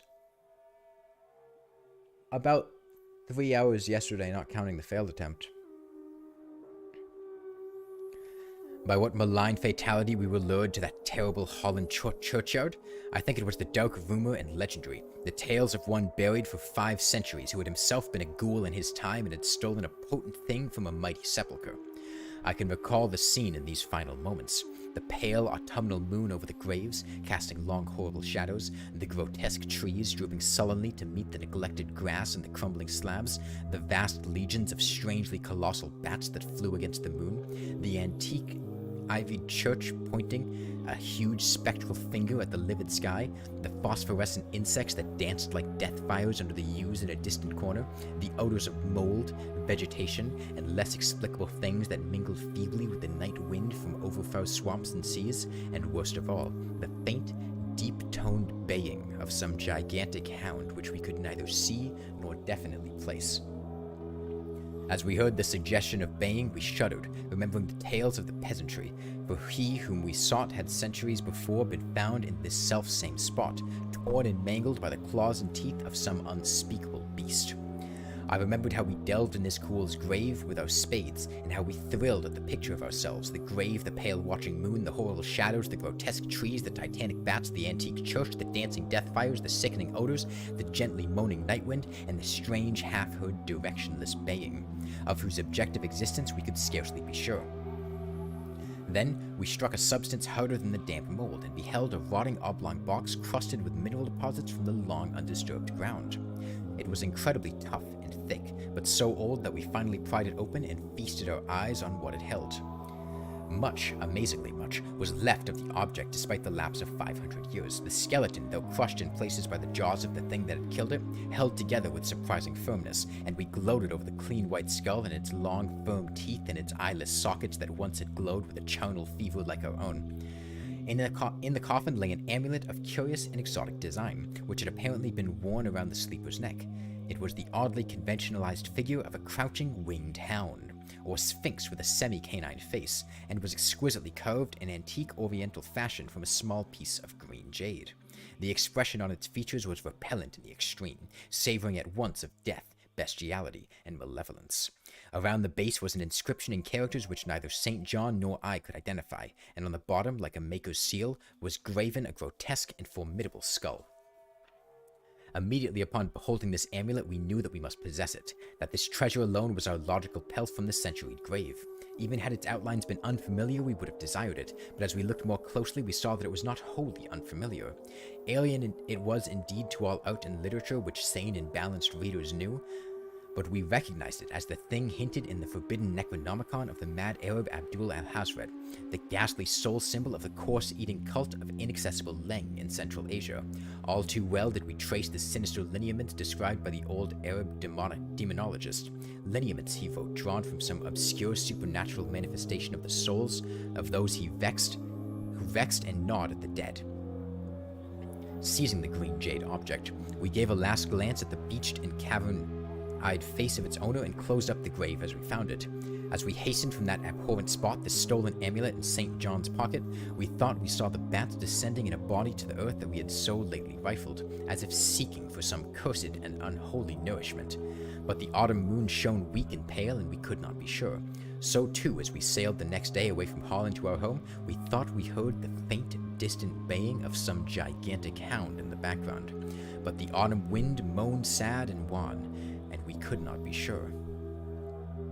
Less than a week after our return to England, strange things began to happen. We lived as recluses, devoid of friends, alone and without servants in a few rooms of an ancient manor house on a bleak and unfrequented moor, so that our doors were seldom disturbed by the knock of a visitor. Now, however, we were troubled by what seemed to be frequent fumblings in the night, not only around the doors but around the windows also, upper as well as lower. Once we fancied that a large opaque body darkened the library window when the moon was shining against it, and another time we thought we heard a whirring or flapping sound not far off. On each occasion, investigation revealed nothing, and we began to ascribe the occurrences to imagination alone, that same curiously disturbed imagination which still prolonged in our ears the faint baying we thought we had heard in the Holland churchyard. The jade amulet now reposed in a niche in our museum, and sometimes we burned strangely scented candles before it. We read much in Al-Hazred's Necronomicon about its properties, and about the relation of ghouls' souls to the objects it symbolized, and were disturbed by what we read. Then, terror came. On the night of September 24th, the date seems to have been blacked out. I heard a knock at my chamber door. Fancying it St. John's, I bade the knocker enter, but was answered only by a shrill laugh. There was no one in the corridor. When I aroused St. John from his sleep, he professed entire ignorance of the event, and became as worried as I. It was that night that the faint, distant baying over the moor became to us a certain and dreaded reality. 4 days later, whilst we were both in the hidden museum, there came a low, cautious scratching at the single door which led to the secret library staircase. Our alarm was now divided, for besides our fear of the unknown, we had always entertained a dread that our grisly collection might be discovered. Extinguishing all lights, we proceeded to the door and threw it suddenly open, whereupon we felt an unaccountable rush of air, and heard as if receding far away a queer combination of rustling, tittering, and articulate chatter. Whether we were mad, dreaming, or in our senses, we did not try to determine. We only realized with the blackest of apprehensions that the apparently disembodied chatter was beyond a doubt in the Dutch language. After that, we lived in growing horror and fascination. Mostly we held to the theory that we were jointly going mad from our life of unnatural excitements, but sometimes it pleased us more to dramatize ourselves as the victims of some creeping and appalling doom. Bizarre manifestations were now too frequent to count. Our lonely house was seemingly alive with the presence of some malign being whose nature we could not guess, and every night that demonic baying rolled over the windswept moor, always louder and louder. On October 29th, we found in the soft earth underneath the library window a series of footprints utterly impossible to describe. They were as baffling as the hordes of great bats which haunted the old manor house in unprecedented and increasing numbers. The horror reached a culmination on November 18th, when St. John, walking home after dark from the distant railway station, was seized by some frightful carnivorous thing and torn to ribbons. His screams had reached the house, and I had hastened to the terrible scene in time to hear a whir of wings and see a vague, black, cloudy thing silhouetted against the rising moon. My friend was dying when I spoke to him, and he could not answer coherently. All he could do was to whisper, "The amulet, the damned thing." Then he collapsed, an inert mass of mangled flesh. I buried him the next midnight in one of our neglected gardens, and mumbled over his body one of the devilish rituals he had loved in life. And as I pronounced the last demonic sentence, I heard afar in the moor the faint baying of some gigantic hound. The moon was up, but I dared not look at it. And when I saw on the dim-lit moor a wide nebulous shadow sweeping from mound to mound, I shut my eyes and threw myself face down upon the ground. When I arose trembling, I know not how much later, I staggered into the house and made shocking obeisances before the shrined amulet of green jade. Being now afraid to live alone in the ancient house on the moor, I departed on the following day for London, taking with me the amulet after destroying by fire and burial the rest of the impious collection in the museum. But after 3 nights, I heard the baying again, and before a week was over, felt strange eyes upon me whenever it was dark. One evening, as I strolled on Victoria Embankment for some needed air, I saw a black shape obscure one of the reflections of the lamps in the water. A wind stronger than the night wind rushed by, and I knew that what had befallen St. John might soon befall me. The next day, I carefully wrapped the green jade amulet and sailed for Holland.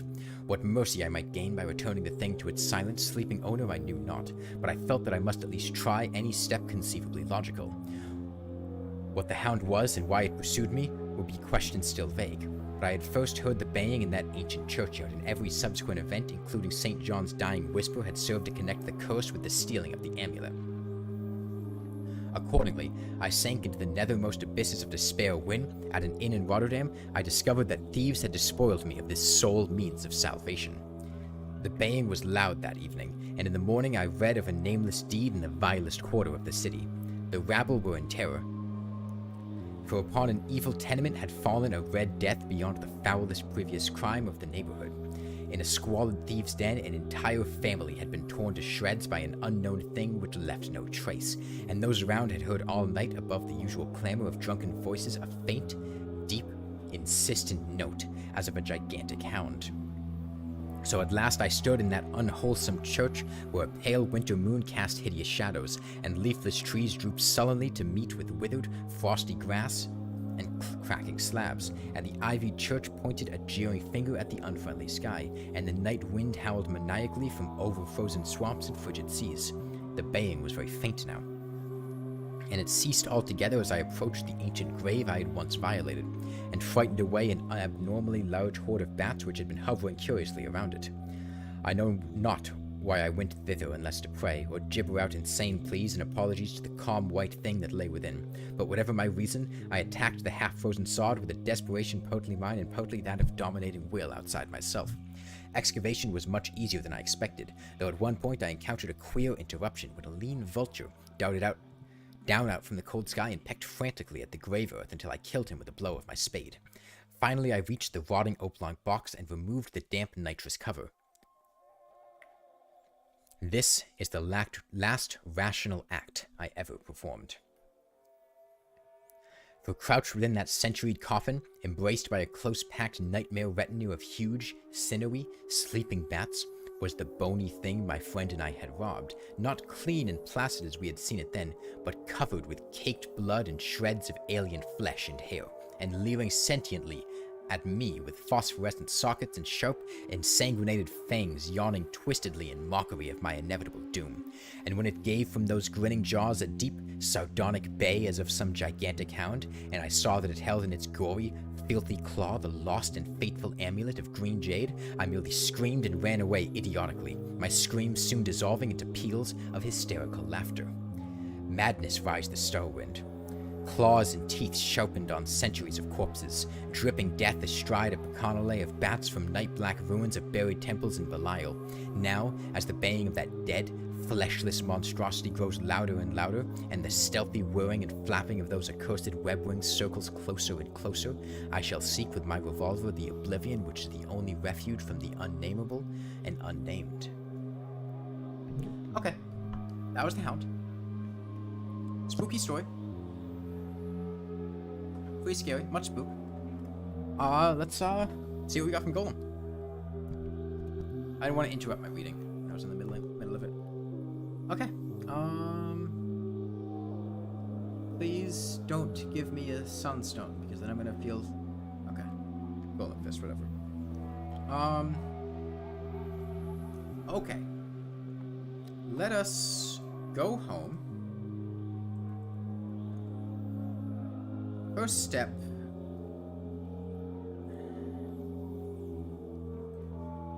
Upgrade our armor. Beetle Shell is another 5 defense. And how good are Beetle Leggings? Beetle Leggings are another 1 point of defense. I know the spooky music is still playing. I need to Alt-Tab to turn it off. Okay, so we get a few more points of defense off that. Okay. That was not your Rain from the Rain World soundtrack. Okay. I don't know if there's anything else I want to do today. It's early, but I also started streaming early, and I have other stuff I can work on. Let me harvest this blank root.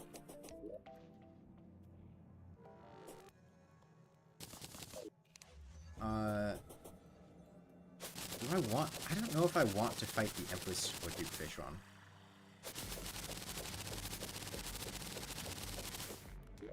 Similarly, I don't know if it's actually worthwhile,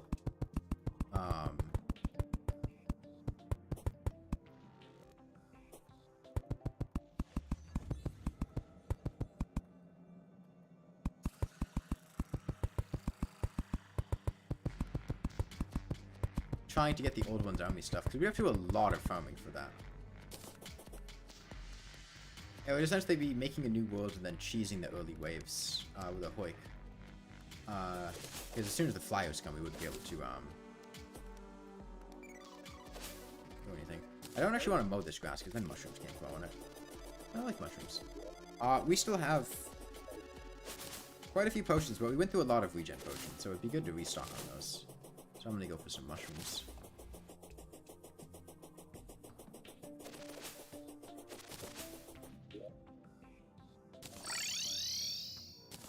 That's a solid 8.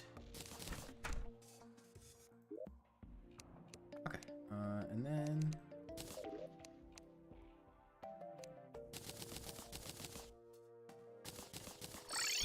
some mushrooms from the surface.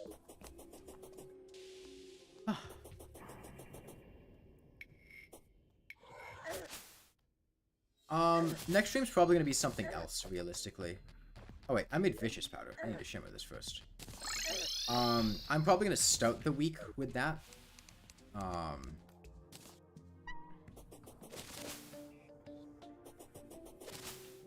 So tomorrow I'm probably going to just stream a different game.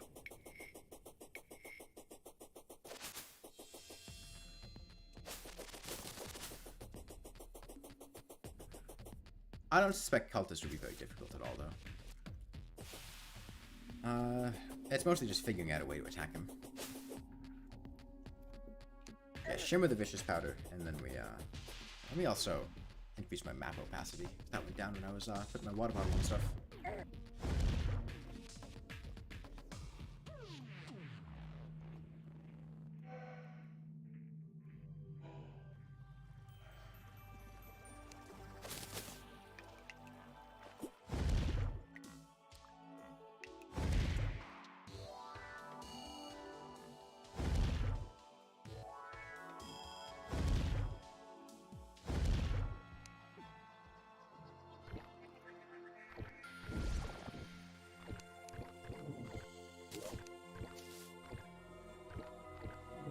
Anything else unlocked post-Golem that we would want? Can't think of anything. It unlocks motions, which I am going to try as hard as I possibly can to avoid having happen. Because God, motions would suck.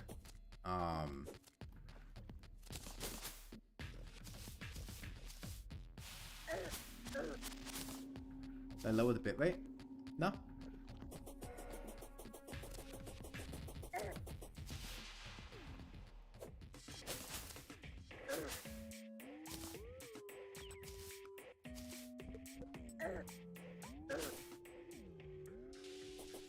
Alright, cultists are down there.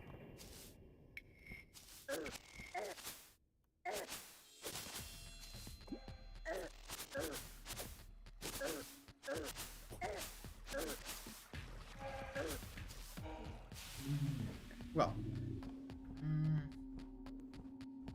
I'll probably put out another poll on what we'll stream tomorrow. And then Monday will probably be cult this time. I'm gonna actually think about whether I want to do Fishron or the Empress. Empress would be much easier than Fishron. I might do the Empress. I don't think it would be very likely I would do Fishron.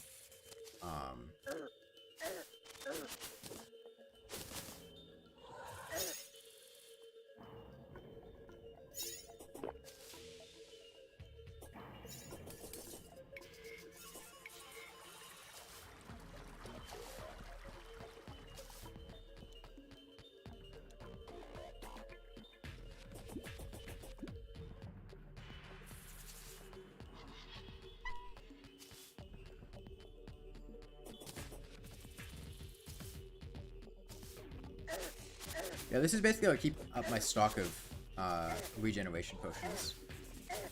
Is after a lot of time elapses, these mushrooms on the surface regrow.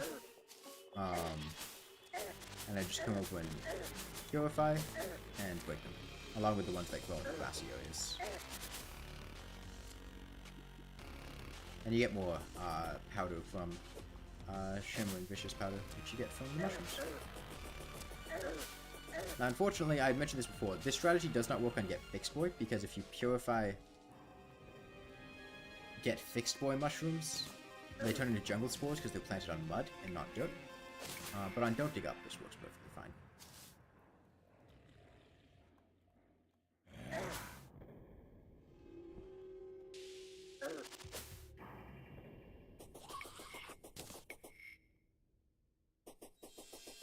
How many is that?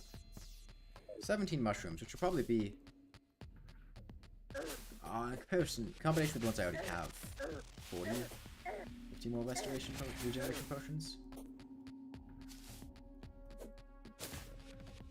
I'll also probably farm for more greater healing potions when I get the chance. It's not too difficult to kill pixies, I just have to spend some time doing it.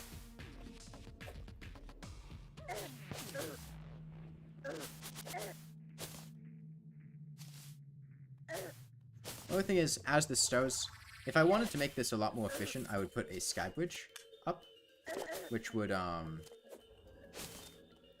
prevent falling stars from breaking mushrooms. which would be convenient.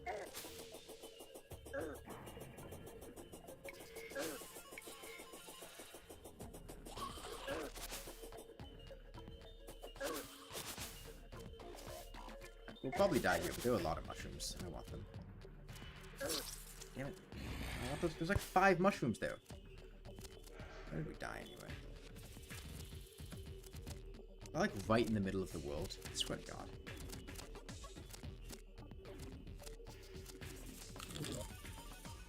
God damn it. Whatever, we don't need those 5 mushrooms. I feel like making the trip back there.